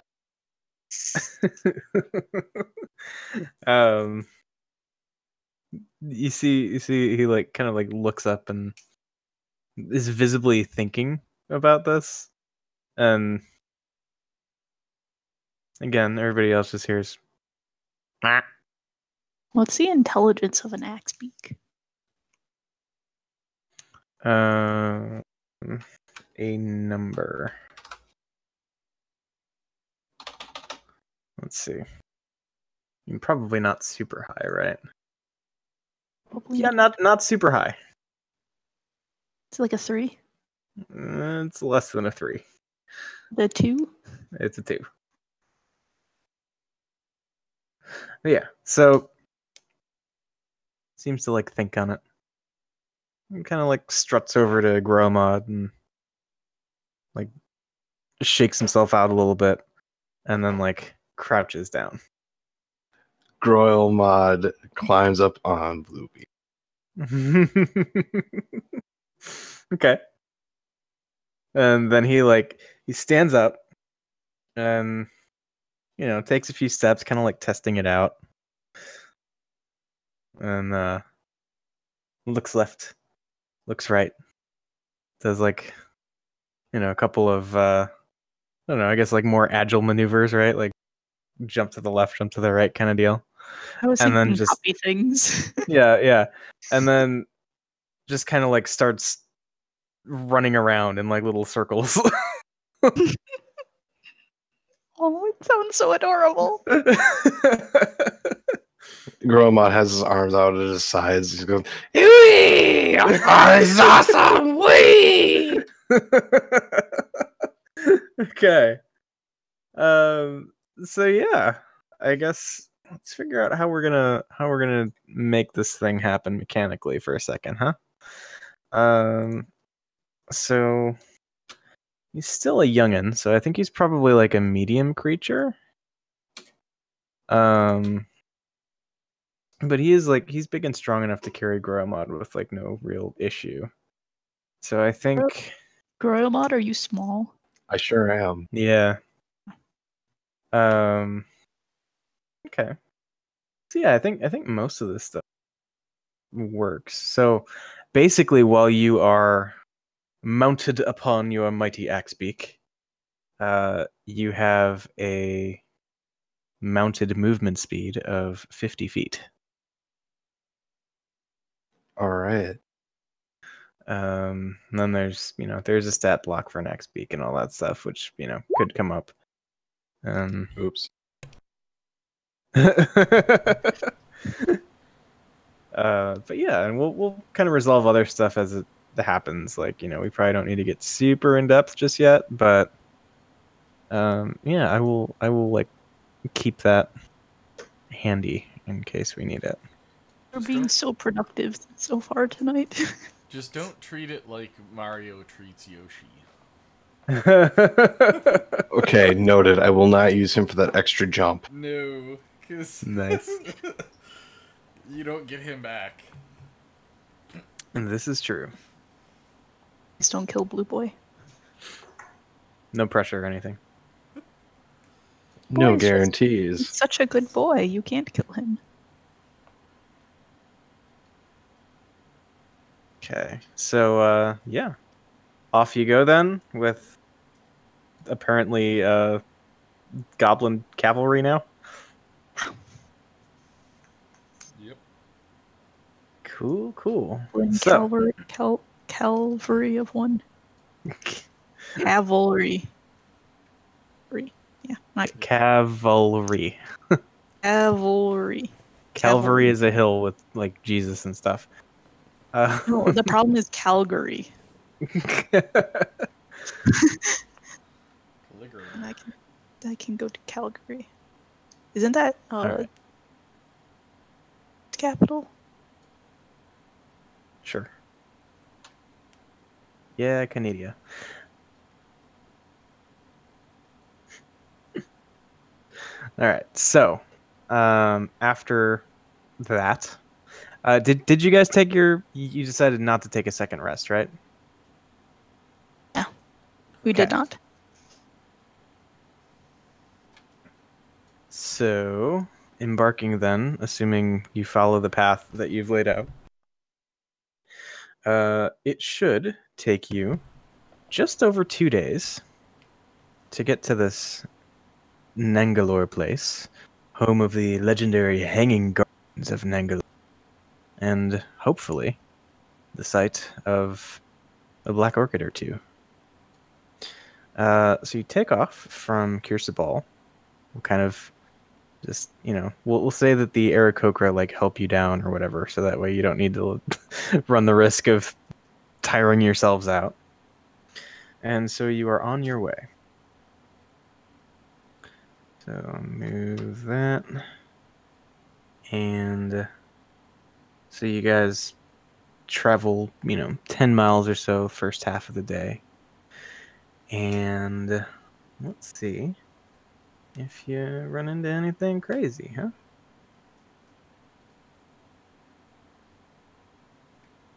All right.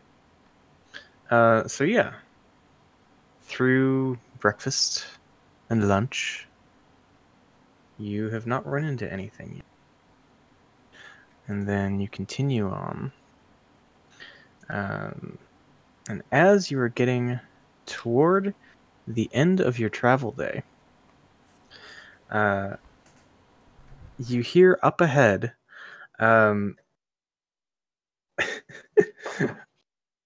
let's see. I think you hear a voice just saying, can't you damnable things move any faster?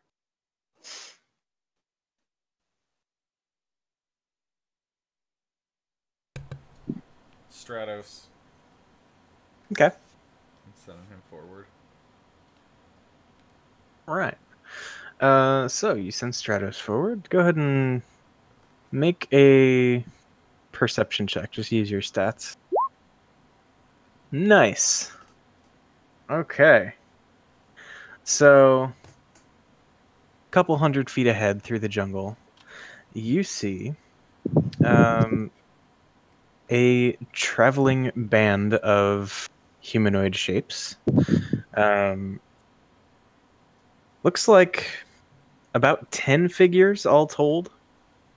The one that seems to be making the commotion is kind of a scrawny figure clad in like a deep red robe, tattoos all over his bald head, and he's like looking back at a group of about half a dozen. Now that you approach, you can tell animated skeletons. And he is flanked by a few of what look like, normal, living, breathing human guards, or people there to escort him, in some sense. Does he look like a wizard, or does he look like do I see a book or anything? Yeah, I think you would see like kind of a sizable book tucked under one arm. All right. I will say to the group, there is a wizard up ahead. He's got some undead with him, and he has a couple guards. How many guards? 3 guards, 6 skeletons, and a mage. All right. So I will relay the information. And I'll say, well, as gruesome as it sounds, I could probably, if we could defeat him, I could take his spell book and probably gain most of his spells.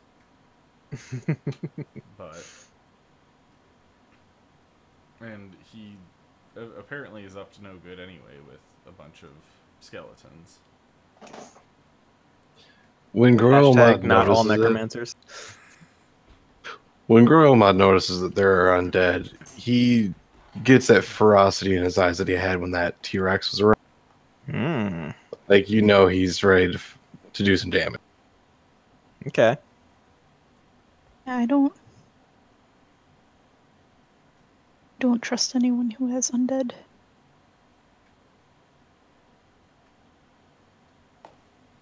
All right. So then, what is the plan? First, or should we talk to him first, or just attack because he has, undead? This is up to you. I am not very good in these types of situations because I tend to attack first and ask questions later. I will pose it to the group. If we talk to him, it will end in combat from Goromod's side. I'm fine with just killing him, but if you want to talk to him first, you're welcome to. How We'll about end up killing him anyways. maybe me and Fib can go talk to him and at least find out what's happening, and then we can kill him? I'm fine with killing him. I want to know, information gather first. Sure, of course. Okay. Well, while they're interacting, I'm going to get up in a tree or something. So I've got really good line on with my bow to just start raining down hell. Got it. Me and Fib go to talk to this necromancer. All right. So yeah, then in the meantime, Goromod, go ahead and give me an athletics check.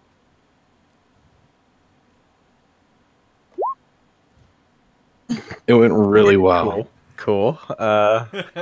Big old 2 with the nat 1. Okay.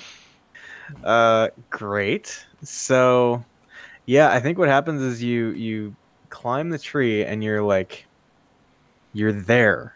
You've got your line and you're set. And that one's going to pay off in a bit. I can't wait. Okay. So Cyrene and Fib just gonna stroll out of the woods and say, "Hey, what's up, dude?" I'm gonna come out. Yeah, I'll come out of the woods with Fib and be like, "Hi." That's a traveling party you have. They're just going through the woods like this. There's no path or anything, is there? No, not really. So yeah, he turns and looks at you and says, "What? Who are you?" Well, my name's Cyrene. I'm heading to the Hanging Gardens. Right. Sightseers, then. Wonderful. Just what I needed. Well, away with you on your little vacation. I have business to attend to. I mean, what kind of business? Why do you have skeletons? I am here on official business from Thay. Thank you very much. Correct. Do I know what they is? Well, let's see. You're not like you're not. I would say make a history check. I'm not closeted. I've gone out into the world. Yeah, no, I know, but like History? Yeah, history. In Okay. So you have kind of a passing knowledge of Thay and how they are like a culture of assholes, for lack of a better term. Like very much might makes right. We are going to hoard a bunch of magical power and use it to sustain ourselves unnaturally. You know, they're totally down with like people in power being liches and stuff. so they're not really nice people because they really only care about themselves. Yeah. Like that's a super abridged version, but it fits. Like that's Thay. Okay. Oh, I've actually never heard of they. I thought they were much more individualistic. You say that to the guy? Okay. Just well, good for you, I guess. I hate him. But where? I've seen. Sorry, I have one more question. I've seen skeletons roaming around by themselves before. Do you know where those came from? Like, are these like skeletons you brought with you? I'm trying to figure out, how to be prepared for them and stuff. Yes, I did raise these ones myself. Yes. I mean, like, did you raise them in these woods here? Like, have you raised a lot of them? And that's like, are you abandoning them? Or are other people raising them and abandoning them? Like, coming from? I can't speak to what is apparently an undead infestation in this flea-ridden place, but I certainly don't just leave my servants just wandering around in the woods. Be some piss-poor necromancer to do such a thing. Waste of magical power, if you ask me. Oh, well, I'm glad of that, at least. Good. Well, on then. He starts. Bye. Okay. So he like you see him like he looks at the skeletons for a moment and they kind of like begin to move again, kind of stumbling off to the southwest, more or less in the same direction that you guys were traveling. He's not inherently evil, but we could still pretty. kill him. We could.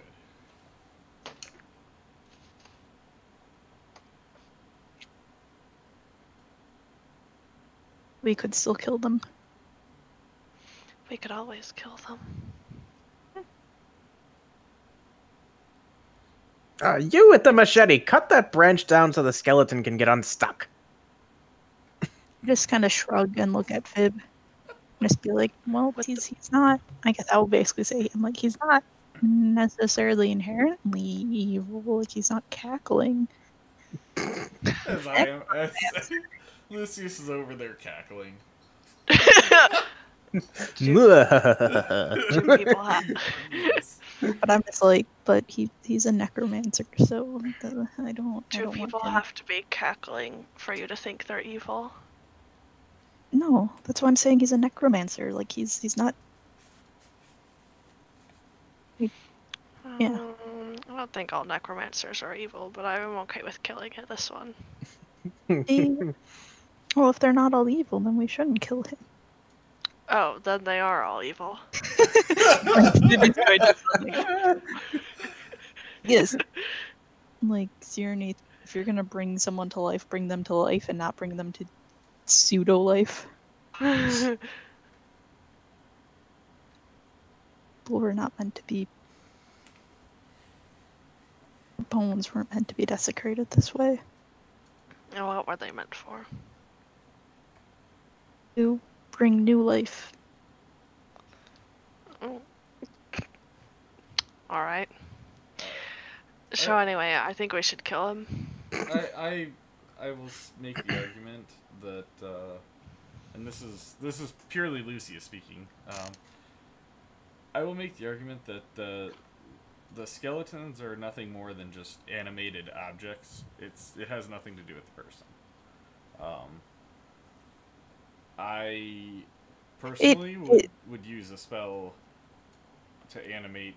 Could use a spell to animate a rock, and yeah, but that's different. But I mean, rock was never a living creature. A fair point, but an object's an object. They're not using it anymore, so. Yeah, well, yeah, but they're using it in a facsimile of it. It's kind of like saying, oh, you used to play basketball? Well, here's this person. No. We're going to strap some legs onto him and have him go play basketball. That sounds fine. Yeah. I was going with that. I mean, I don't know. I'm just saying it from the standpoint of would I use the spell or not? I mean, I probably would at least have a follower. I'm wondering if Trump would be pro or anti-necromancy. God, you had to bring that here, huh? Well, it's cheap labor, and then I'm like, how many people are upset that they're out of their jobs for this because does he care about that? It's Trump? People being upset? All right. Well, he loves that. Yeah. So as we're standing here discussing some foreign person, often regardless, he's not necessarily evil. He's just taking people's rotting corpses and using them for his own use. Or he's technically and animating them.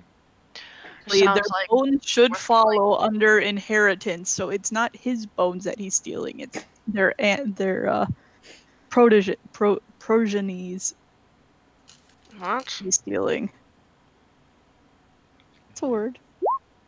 Alright. Okay, so are we all back into one group now? Figure we're just talking as we're walking away. Yeah, except Gromod, who's up in a tree, and as he knocks an arrow and draws it back, the branch underneath him just cracks. Oh. And let's see. Poor Gromod. Gromod, give me a dex save. You got it, buddy. There you go. All right. So yeah, the branch cracks and just gives, snapping in kind of an unexpected dead area of the tree.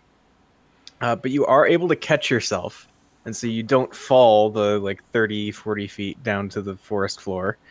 And instead you're just kind of hanging on to the stump of a branch. And you made a pretty noisy mistake there. So there's that.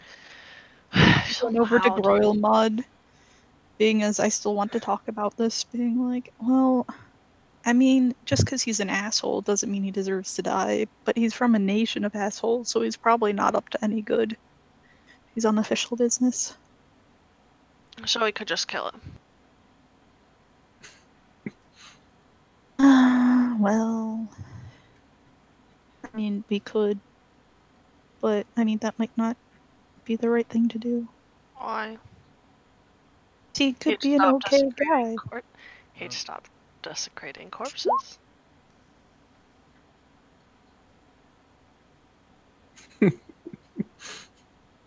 Gromot, give me another athletic check. Much better. Yeah, much better. So you do get up to a branch, and let's see. Make a perception check, because like you are in a jungle, and they've been like walking on for a bit now. I mean, okay. So yeah, by the time you like right yourself and get into a position to shoot again, the band of traveling undead and their necromancer leader seem to have faded out of sight. I mean, we still know where they are. I'm assuming. Like, It would be hard to lose them. Like, yeah, it's So I guess- 10 human-sized beings trying to push their way through the jungle. Like, they're gonna leave a trail. there's 6 skeletons. Yeah. Okay. Well, I guess get back to the group. I just basically tell him, well, he's not inherently evil, but we have no idea. And she, of course, wants to kill him. It might be better to hates tell- undead. Oh God. So I guess, shall we go then? Go kill them? Oh. I mean, I guess. And why does Gromad, what do you have against undead? They're just real bad, and I don't want to talk about it.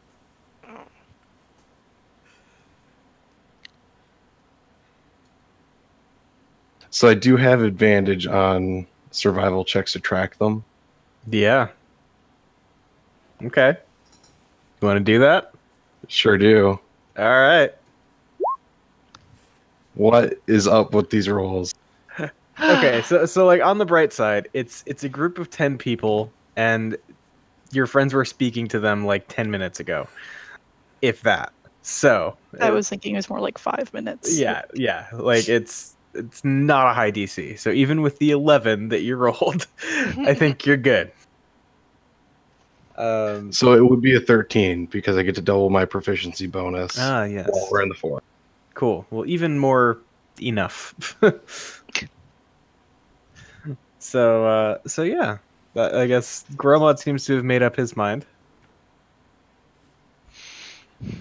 I guess I'll go with him to help out, make sure he stays out of trouble.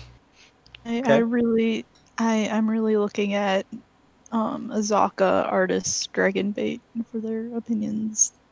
As I kind of tell them, just like, well, he's not inherently evil, but he's obviously a necromancer, and he's from this place that basically takes advantage of people as much as they can, and is fine with the liches and everything ruling and being evil and stuff.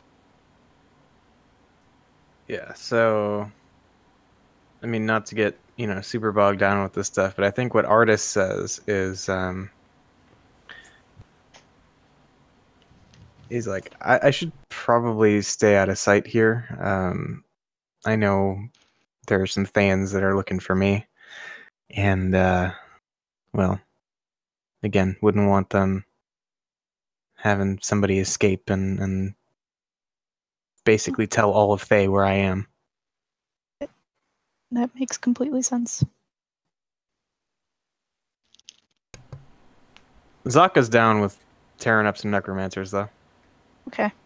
If Azaka's down, I feel like I'm not making a terrible choice. We can go. You always do what Azaka says. Just Azaka has a better moral compass than anyone else besides me in this party.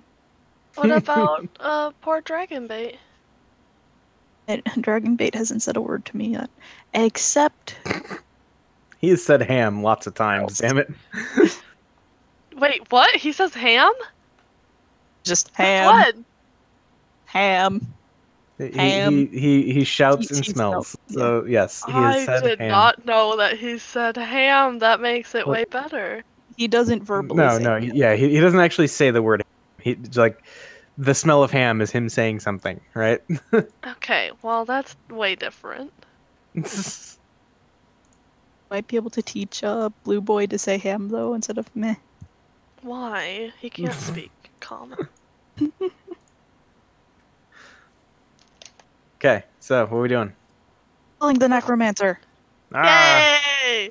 I okay. love when we have Cyrene's blessing to kill. Yeah, same here. Okay, so Gromod is able to lead you to the group's flank, and yeah, so Can I just walk up within 30 feet to the group and say hi again, and then cast oh boy, all right. So yeah, you walk up and say hi again. Dude like turns around, says, I'll go with her. "What do you want?" And at that point, you pop the spell. Yeah. Okay, so how close do you want to be? I need to be within 30 feet. Of all the The undeads? undead. Okay. So Fib is with me again. Yeah, I am right behind her. cool. I'll walk up hiding behind Fib. I'll walk up within 60 feet and drop a fucking flaming sphere in them. Oh god. All right. So this is gonna start with Cyrene Yeah. turning undead, and then we'll roll initiative, and then that's the whole thing. Yes. So let me roll some saves. I want to be within 60 feet of them. Of the Mm-hmm. yeah. Okay. So let's see. What's the DC? 14. What teen? Or 4. Okay. Cool. So then save. Dude. Oh man, they're on fire. And by on fire, I mean the highest roll was an 11. It's pretty average for undead.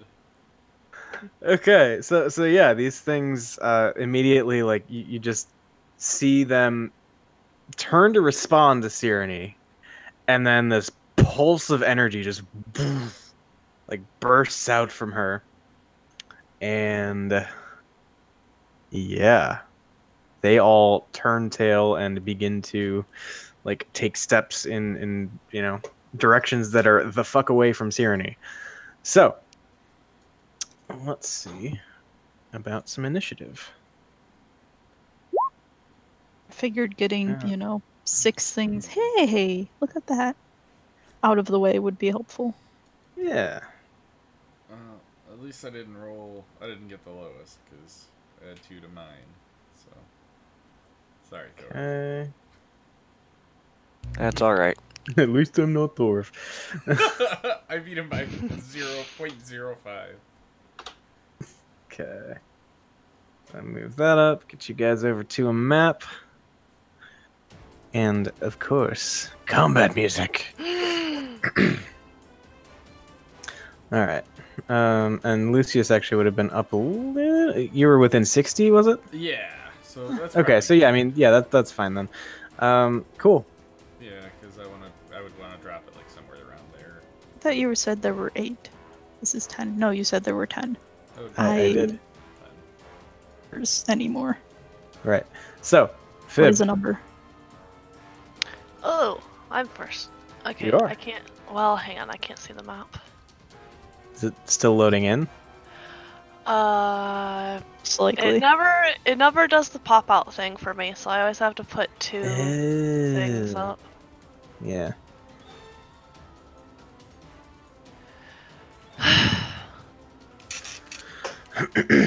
Okay.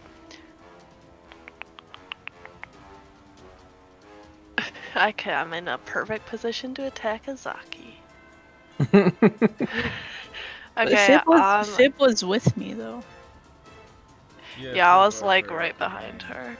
Oh yeah, like, that's right. So we got like that. right here. Yeah. Oops. Okay.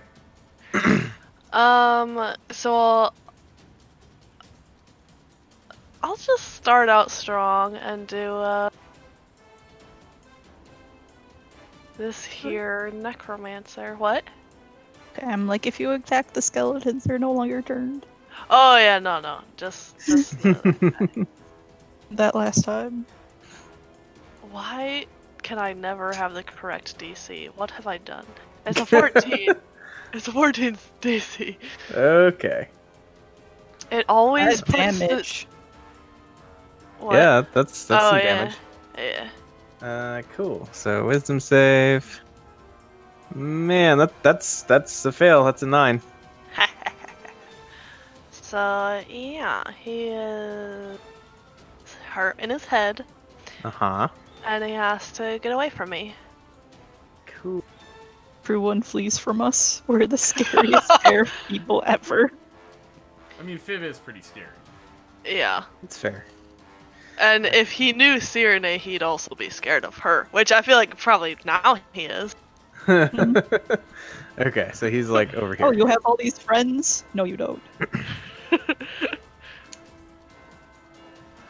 Cool. Anything else? Oh, actually, I'll give inspiration to Cyrene. Okay. Cool. So then, Zaka.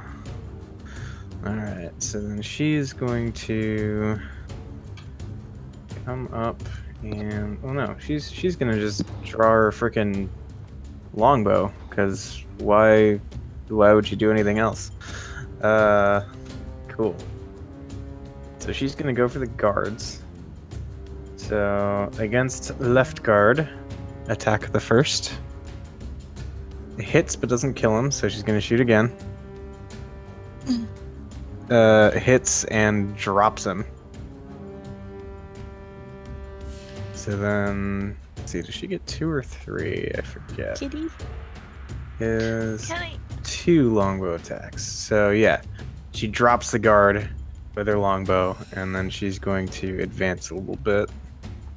Probably like just to here. Yeah, Cyrene. Okay.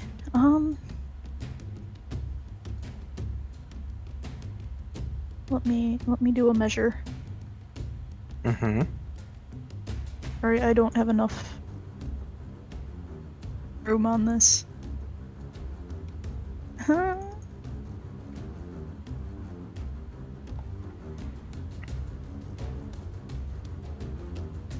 25 feet.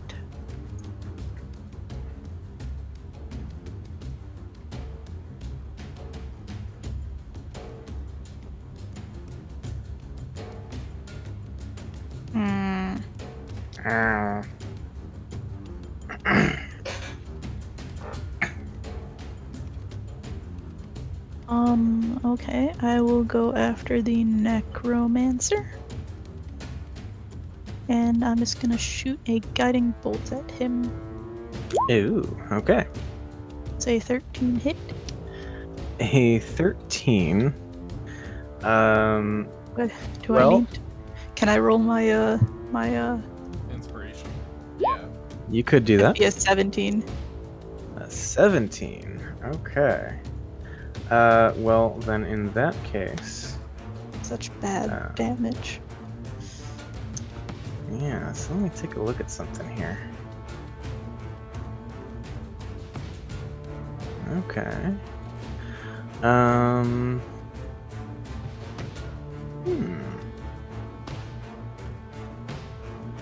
Nice. Okay. So yeah, that's gonna hit. It's 120 feet, so I can reach him. Yeah, no, I wasn't measuring for that. Okay. So yeah, it hits him. Okay.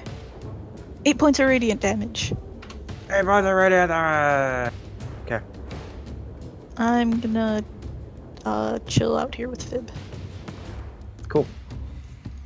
2 guards who are not dead are going to do guard things. No way screaming? like little babies. You said that so innocently. All right. So you need to say it not innocently. Okay, so 2, 4, 6. That dude's gonna come up here and attack Fib. Hey! Rude asshole. Alright.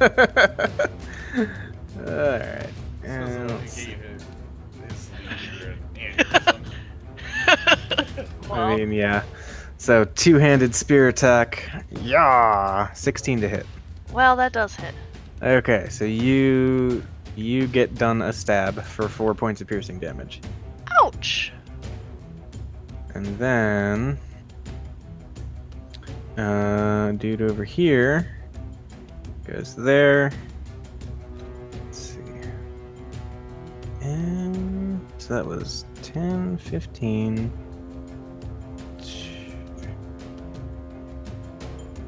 Okay, so yeah, he's actually gonna get like up there, takes a spear and throws it at Cyrene. But that's an 8, so no. How did that guy end up all the way down here? Huh? I thought that guy was by his skeletons. Yeah, he got scared though. Fib dissonant with Yeah, you talking about the mage? Yeah. So he has he has to dash away from us. Well, not dash. Or So he had to use his reaction to move. Oh, his reaction. Okay. Yeah, We're very scary. it's true. But yeah, so that's it for the guards. So Does me Gromad. hitting him? Gromad uses his hunter's mark on the necromancer, Cool. and then does that. Oh. Okay. Cool. Cool. So yeah, you mark him, take aim, and you hit this dude for, let's see, 10 plus 3, 13 points of damage. And then there's, yeah, that's it, right? Yeah, that's it. Okay. Cool. Yeah, he's actually looking pretty hurt already. Anything else? That'll do it. Okay, so then it is our mage friend's turn. And yeah, so you see him already, like, it's probably like he has like a nosebleed going on, and he's been shot and he's been blasted with a guiding bolt, and he just like looks back over the sea of undead that's about to scatter and his already dead guard, and you see him real quick just like whip out the spell book and reads a couple lines off, makes a sign in the air, and woof, vanishes. Do I recognize? No. Do I recognize what spell? It is, well, make an Arcana check. Okay. Okay. It's like the invisibility spell. It wasn't Misty Step though, correct? Correct. All right. He was like right around. For a here. 20, all he gets is it's like invisibility.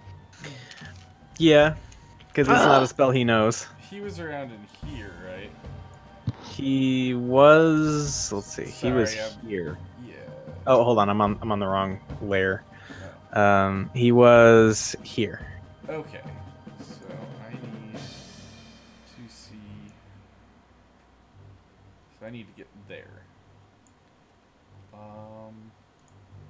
So 1, 2, 3, 4, 5, 6, right? Or is it 5? No, that was 30. That's 30, okay. So from there, I'm going to drop a flaming sphere right on top of that, where he just was. Okay. see. I think I have that on this map. Yes, I do. Okay. And that is. Where did I? Was it? Hold on. I think it was here. Yeah, it was wherever he was. I just saw him. Yeah. Yep. Cool. And I believe with a bonus action I can move it. Yeah, bonus action I can move it. I'm going to just take it, kind of sweep the fucking area with it, and see if I hit something. Okay. So. A sudden shout of pain and a cry for mercy. Yeah. All right. So like, where are you sweeping exactly? So I guess I will go like, because I can move it up to 30 feet. So I'll go like 1, 2, 3, 4, 5, and then like 6. Something like that. Okay. Gotcha. So you summon this ball of fire and just whoosh, like makes a big circle around the area, and I mean, you scorch some plants, but other than that, you don't see or hear a response. Nothing. All right. Well, that's it. That's all I got. Cool. All right. Thorv. I'll walk up here and stab that guy. All right. Stab the dude. There you go. Yeah, 24 definitely hit. Problem. Alright, does he die or no? He does not die. Okay. I'll use action surge and stab him again. Okay. 22 also hits, and 9 points is plenty. This dude is dead.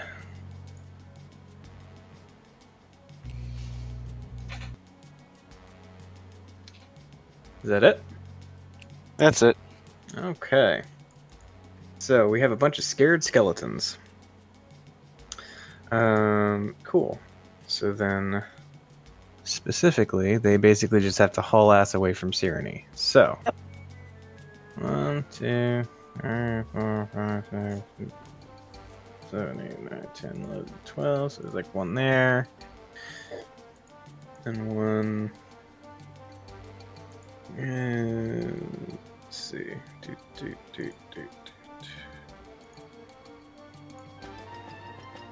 There. There. Run, undead, run. We got like here. So this one, the one on the right is like off map at this point. Okay, as is that one. Cool. Fib. Okay, Fib pulls rapier and does a stab. All right. You do a stab. And she's gonna do a psychic blade. Haha. Ugh, it does damage. Okay, interesting. All right. Cool. So that is enough. You stab the dude, and he dies not from the stabbing, but from the anguish. He gets stabbed, and he's like, "I think we're gonna be okay." And then he looks into Fib's eyes.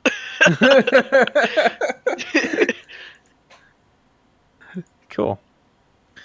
Yeah. So then we've got. I assume Fib is done. Right Yes. Now. Okay. So then Zaka. All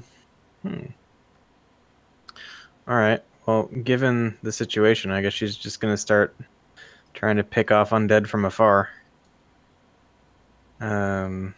She can't really do a whole lot to find this dude. All right. So she's gonna start trying to pick off some skellies. So longbow hits, but does not kill. The longbow hits and kills. So that's one skelly down right there. Cool. Sirenny. I'm gonna move myself. 2, 3, 4. I don't know there. Oh, we can go there. And right in this lovely center spot right here, I'm gonna drop a shatter. Ooh, nice.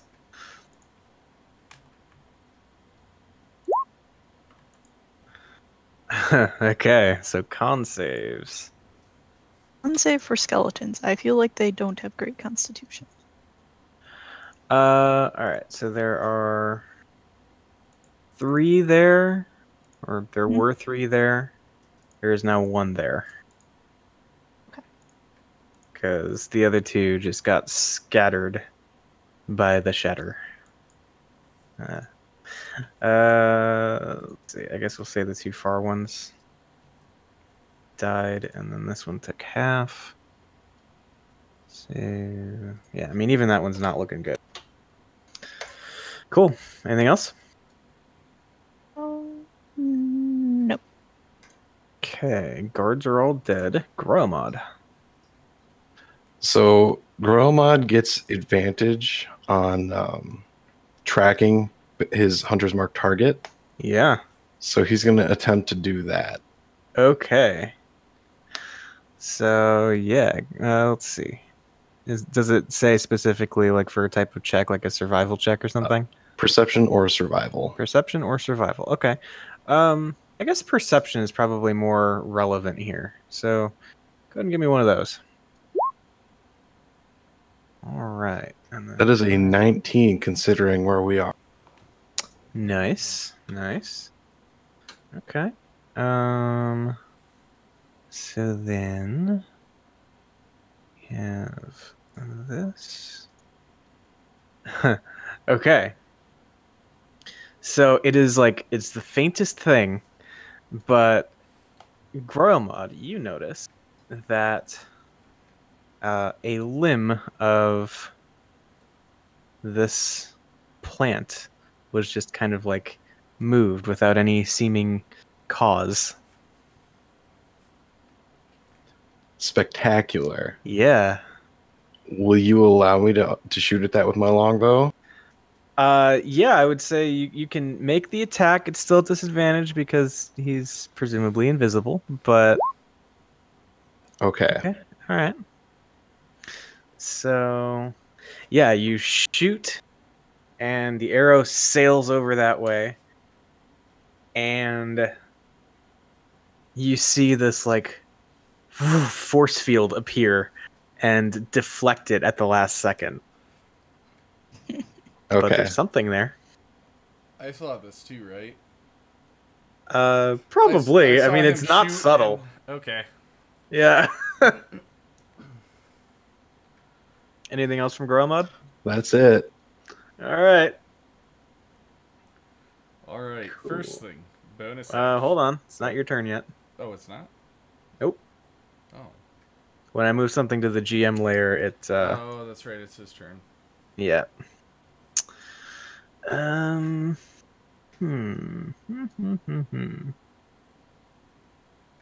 right. He wouldn't have dropped his invisibility. Nope. Gotcha. Okay. It's some pretty great invisibility if you catch my meaning. Yep. Oh wow. No concentration. So let's see. Yeah, he is going to do something.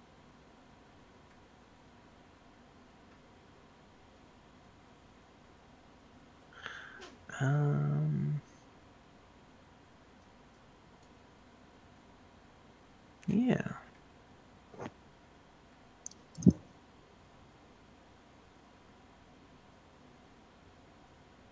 All right.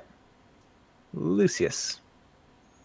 Well, I'm going to drop my ball there. Or in that area. Okay. With bonus action. Yeah, you sweep the sphere over there. You don't see or hear anything happen. You know what? I want to have it end up there. Okay. Same. Nothing. I'll say, I think he's gone. And I will move, 2, 3, 4, 5, 6. And then, how far away are these guys? So they're like a little off map, but if you're casting anything at them, they're definitely in range. You know what? I'm going to point over in their direction, and I'm gonna say, I hope you're over here. I'm gonna cast Sleep in that direction. Sleep is the most wonderful spell. So I'm gonna basically try to drop it with catching those two on the edge, but I want to try to see if I can encompass the most area where I think he might be. Okay, so within 20 feet of a point you choose. So assuming they're, let's say, like 10 feet off map. It's a 90-foot radius. Or, not radius, sorry, 90-foot range for the 20-foot sphere. Right, so where do you want to set that sphere? I want to catch the two undead, and then I want to just have them in the edge. So I want to put it in the clearest area where I would... So, like, if there's a big clearing, I want to drop it right there. And catch those two in the edge. Okay, so I guess, like... let's see. It's kind of fiddly, right? So, yeah, like, let's see. If you're catching them on... Well, hold on, let's see. You're catching them on the edge, so 1, 2... okay. So, like, I'm assuming if he ran, he would have only gotten, like, 30 feet. Okay, so your goal here is, like, you're thinking he's probably maybe, like, just ahead of these guys, yeah. And so you're gonna... Okay. And so you want to, like, cheat a little bit, what, to the right of the display, just to make sure, like... Yeah. Okay. I want to see if I can catch him, too. Okay, yeah. Cool. So you do that, you drop your sleep spell, and... let's see here.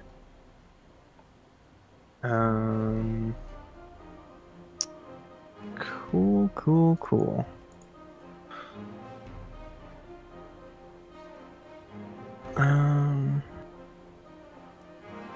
Can we get... Hold on, I gotta check the full spell description. Oh, yeah, here, I can turn that on and do it. Let's see here. There you go. Okay. Yeah. Okay. Alright. Cool. There is no discernible effect.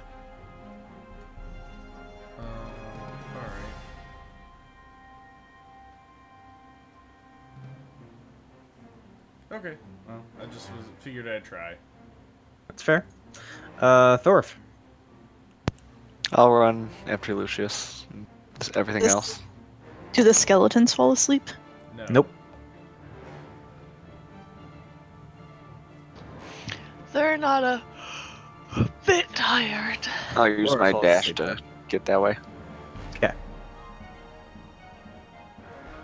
And yeah, sure. I mean, at this point, it's kind of like I didn't actually notice where you started, but sure, you run up, and we'll say that you catch up to the skellies if you want to. No, that's as far as I can make it. Is there? Oh, literally right there? Yeah. Okay. Then yeah, you're a little behind. Then okay, cool. I mean, they're still scared, so away with them. We said that they were 10 off, so now they're like 70 feet off map. Cool. I mean, like, realistically, what do you guys have anything that you want to do other than, I guess, just tell me what you want to do, because if we can break initiative, I would say we're probably at a point where that's a feasible thing. I want to hunt down the mage. Yeah. Yeah, Can we hunt Gromod's down the dead set mage? on that. Okay. So yeah, then that being the case, what did you say, Becca? Can we hunt down the mage? Hunt down the mage. Okay. Cool. So, yeah, everybody go ahead and make perception checks to kind of like scour the immediate area. Ooh. Locate object works. God. Oh, wow. I'm using locate 7, object. 6, 8. Oh, there we go. So I got a 10 at least. Thorv got a pretty good. So that's good. I'm not Uh-huh. even gonna try rolling perception. I'm using locate object. That's good. All right. And what object are you locating? I don't know his hat. Was he wearing a He hat? was not. I specifically described him as being bald with a tattooed head. So look for His head. robes. His robes. His red wizard of Thay robes. Yeah, that's Yeah. pretty distinct. Yeah. All I had to do is see it up close within 30 feet at least once, and I Yeah. did. So Yeah. Okay. robes it is. Cool. So yes, you determine the direction in which he is, and he has a pretty good lead on you guys. But how would you like to close the gap? Groil mod on Blue Boy. And me with expeditious retreat. What? Okay. Let me see what enhance ability does. I'll just wait here. I mean, I guess I can't keep up. Nope, I can't be helpful. I guess yeah, I guess we split into two groups. Like, I'll keep running after you guys, but you will go ahead. Faster. Yeah. It'll Okay. be slower, I'll but use I'll I'll keep my locate object up. I'll use my blessing of the Raven Queen, I guess, at some point just to get faster.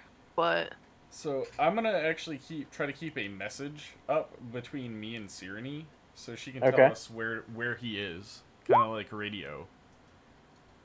All right. I guess I should probably roll a perception check too. And I'm Because directing. I Yeah, have- more for the sake of keeping track of Lucius, I think, than the mage, right? It's a 13. So Okay. Yeah, duly noted. So is Gromod going goblin cavalry here? Absolutely. Okay. So you hop on the back of your blue mount, and since you actually have a starting point to work with, I'll say you can kind of like try to pick up the trail and make survival checks to follow. He does rather have than just having work to- on it too. Still. Yeah, that lasts Yeah. for a full hour under concentration. Yep. So yeah, survival checks to follow. So and oh, I think I Oh, follow boy. all right. Okay. So yeah, he's booking it through the jungle. You're hot on his tail, following the tracks that he can't help but leave behind, and yeah, I mean you got the speed, so you within a matter of like a minute probably run this guy down. You can see like the fresh footprints being pressed into the jungle floor, and you're running up behind him on the back of the bird. What do you do? I do a forward front flip off of Blue Boy and try to stab him in the back with my yoke. Okay. Give me is an he attack visible roll. now? Well, it has been like a minute. I did say that. So, let's see. Yeah, so right around the time you like close on him, you see him appear. And then because of that, you don't have disadvantage attacking an invisible target, not that it matters. So you get 2 15s. Okay. So then 15 to hit. He hears you coming. You do your flip. Yiklewa coming down towards him, and like again, last minute just turns and waves his hand, and this force field of magical energy prevents you from landing the killing blow.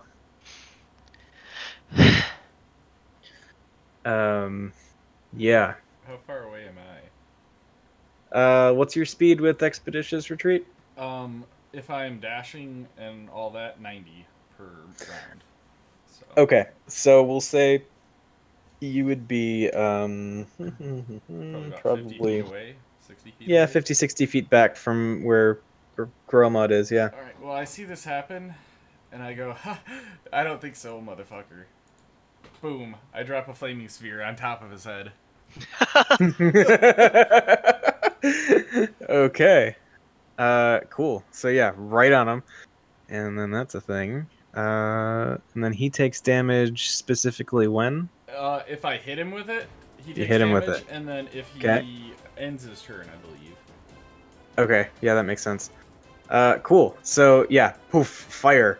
Lands right on him. You hear like a scream, and he is even more hurt, but not yet down. Alright. And so then, I mean, like, you guys have both done something, so I think he's gonna do a thing. And that thing he's going to do is...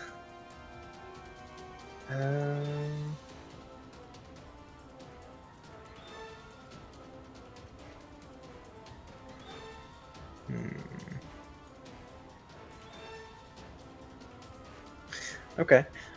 So, like, clearly desperate at this point. He, like, flips to a different page in the spell book and, like, reaches his hand out toward both of you who are now within 60 feet. And I need you guys to make con saves.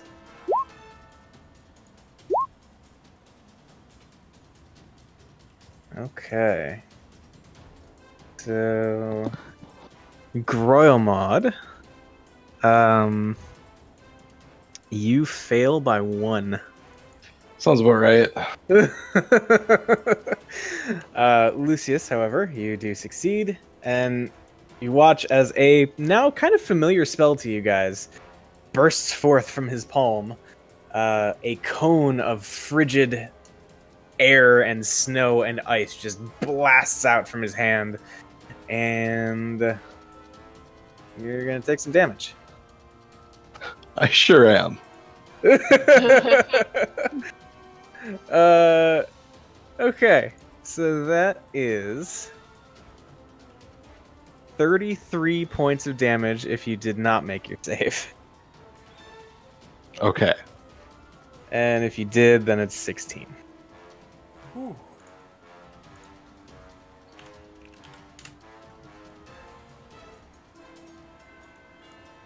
All right. However, he stopped dashing, and that was kind of his last-ditch effort. So he's just like standing there, and he sees that neither of you have gone down, and he like hurriedly, probably before the cone is entirely done, like shooting from his hand, he's just like, "Fine, fine, fine. I surrender. What do you want?" Book. I yell out. What? Fuck? Book. I said book. Oh, fuck. Just took a dark turn for a second. I was like, what? Just book. And then Okay.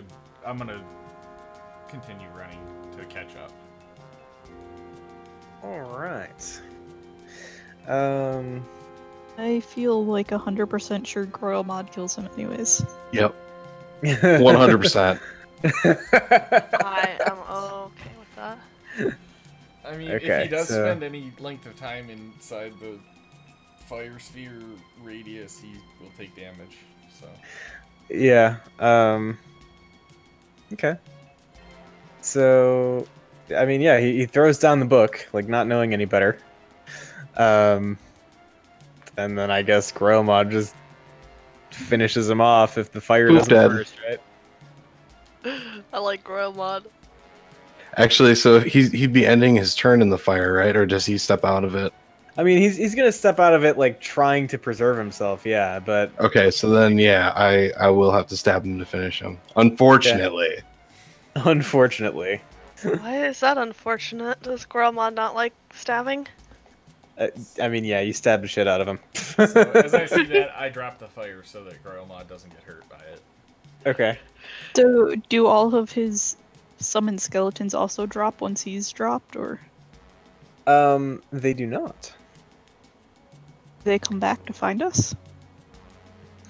So let's see. They were turned for a minute, so they're just kind of roaming free. We just did what we were hoping not to. Do we want to chase them down and kill them? Groymod does. Yeah. Even though he's at death's door, he still wants to. I find Royal Mod, heal him, and then we hunt out the remaining 3 undead. That I was am there. going to very carefully walk over and grab the book and put it in my pocket. Okay. Cool. That's a big pocket. Yep. Had Fib caught up in time to see Groymod just stab this dude? Royal Mod has 8 more hit points. You could probably see. I mean, you're still like a ways out, but yeah, you could probably see him. Okay, she likes that. Nice. She likes Groymod more than she used to. Fib will remember that. Yes! Okay. Cool. So I think, honestly, it's not even worth rolling to see if you can take out 3 skeletons, like 2.5 skeletons. So yeah, we'll say we'll chalk this encounter up as a success. And In I his suppose carriage. What's in his cart? I never said he had a cart. Gosh darn it. I had this image in my mind and it's completely wrong. Yeah, no, I never said he had a cart. Well, I'm thought I he said had there a was cart. this dude with 3 guards and 6 skeletons. Guards that I aren't thought he worth had shit. the skeletons pulling a cart for some Nope. reason. See how well our assassinations go when everyone participates? It wasn't an assassination. Oh, it Well. was. Was it a paid contract? Nope. I mean, we were rewarded for it. Oh yeah. Oh yeah, I'm gonna go over and see if he has any gold. I'm already over there too. I grabbed his. I'm gonna search the guards and stuff. Okay. So yeah, let's I'm Let's gonna roll kill some Royal loot. Mod. What? Why? Rude.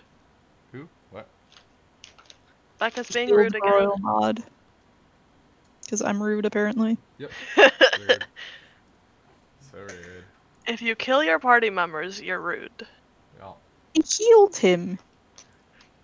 You just said you were gonna kill him. You healed him so I'm that gonna you. heal him. Oh, I kill him.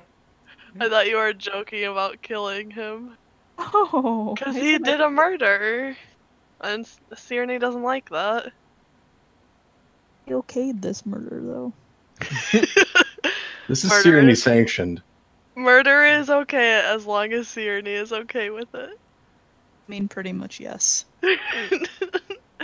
All right. So for easy math, like among the guards, you guys find a total of 12 gold. Ooh. And then searching the mage. Let's see. All of it. We find all of the gold. All of the gold. Yes. Are we still pooling our gold? I could just add that to my sheet. Yeah. Okay. Sure. Yeah, I don't need it. You Alright, always so- need gold. In addition to picking up his spell book, you find a coin purse at the mage's side that contains an amount that is loading. Loading, please wait. Laura, do you know if we've already paid, like, okay. Dwarf stuff. We paid half down. Did we include paying the rest of that? already in our budget, or What he like commissioned stuff? Yeah. Yeah, I just took it all out. okay? Just so it'd be easier to remember. Cool. All right, so 120 gold Ooh. in the mage's coin purse. And I suppose Lucius might want to know what spells he has in that book, huh? Mm-hmm. Mm-hmm. Yes, Okay. So we got Firebolt, Light, Ooh. Hang on. Firebolt, light. Mage Hand, Alright. Prestidigitation, Alright. Detect Magic, Oh, yeah. Alright. Mage Armor, Alright. Magic Missile, Alright. Shield, Mm-hmm. Misty Step, Alright. Suggestion, Yep. Counterspell, Alright. Fireball, Mm-hmm. Fly, Alright. Greater Invisibility, Alright. Ice Storm, This motherfucker was stacked. Cone of Cold. Alright. That's it. I would hope so. Holy shit. Now my question is, can I use these as is? No, you will have to. Well, let's see. Let me double check, which I can do between sessions, but I'm pretty sure you'll have to put it into your own spellbook.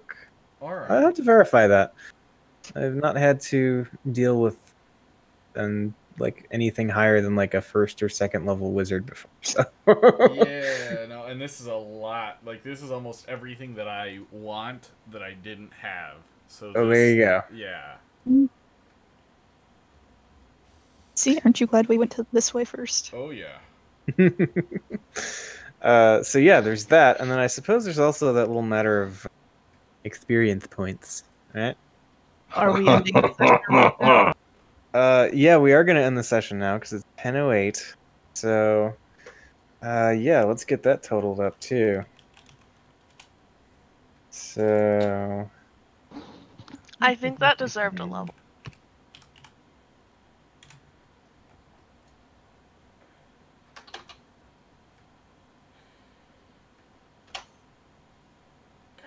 God, I just got dumped like the motherload of spells.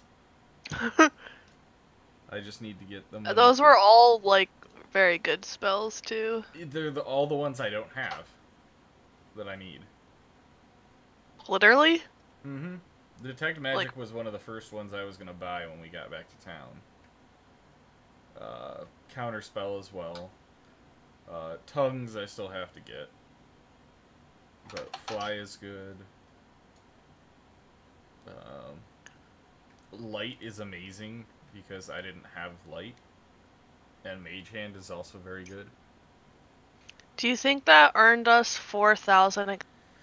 I don't know. I mean, we fought somebody that was probably at least level... Well, they could use level 3 or 4. I Could think use he was level like 4. probably Greater level Invisibility 14. Probably level 14, and that means we get to be level 14. I don't that's think he was... totally how that don't- works. That's how murder works. I mean, He just was- absorbed their levels. Yeah. Everybody gets 446 experience. Woo. That's a lot. I feel like we Yeah, don't do that is. enough to get that much. That guy, shut up! He was a beefy spell boy, and that's why. He was. Yeah, that's the vast majority of that XP. He was a beefy spell boy, and I just literally took away all his armor. I mean, kind of, yeah. Like you ditched all the meat shields, and then he was like on his back foot. He kind of rolled shitty initiative, so he was already Like he was real squishy though. I mean, so he was a CR6. He had 40 hit points. Oh. That is not very many hit points. That is not very many hit points. And were it not for shield, he would have died even sooner. Yeah. Yay! Tactic of getting rid of meat shields first wins.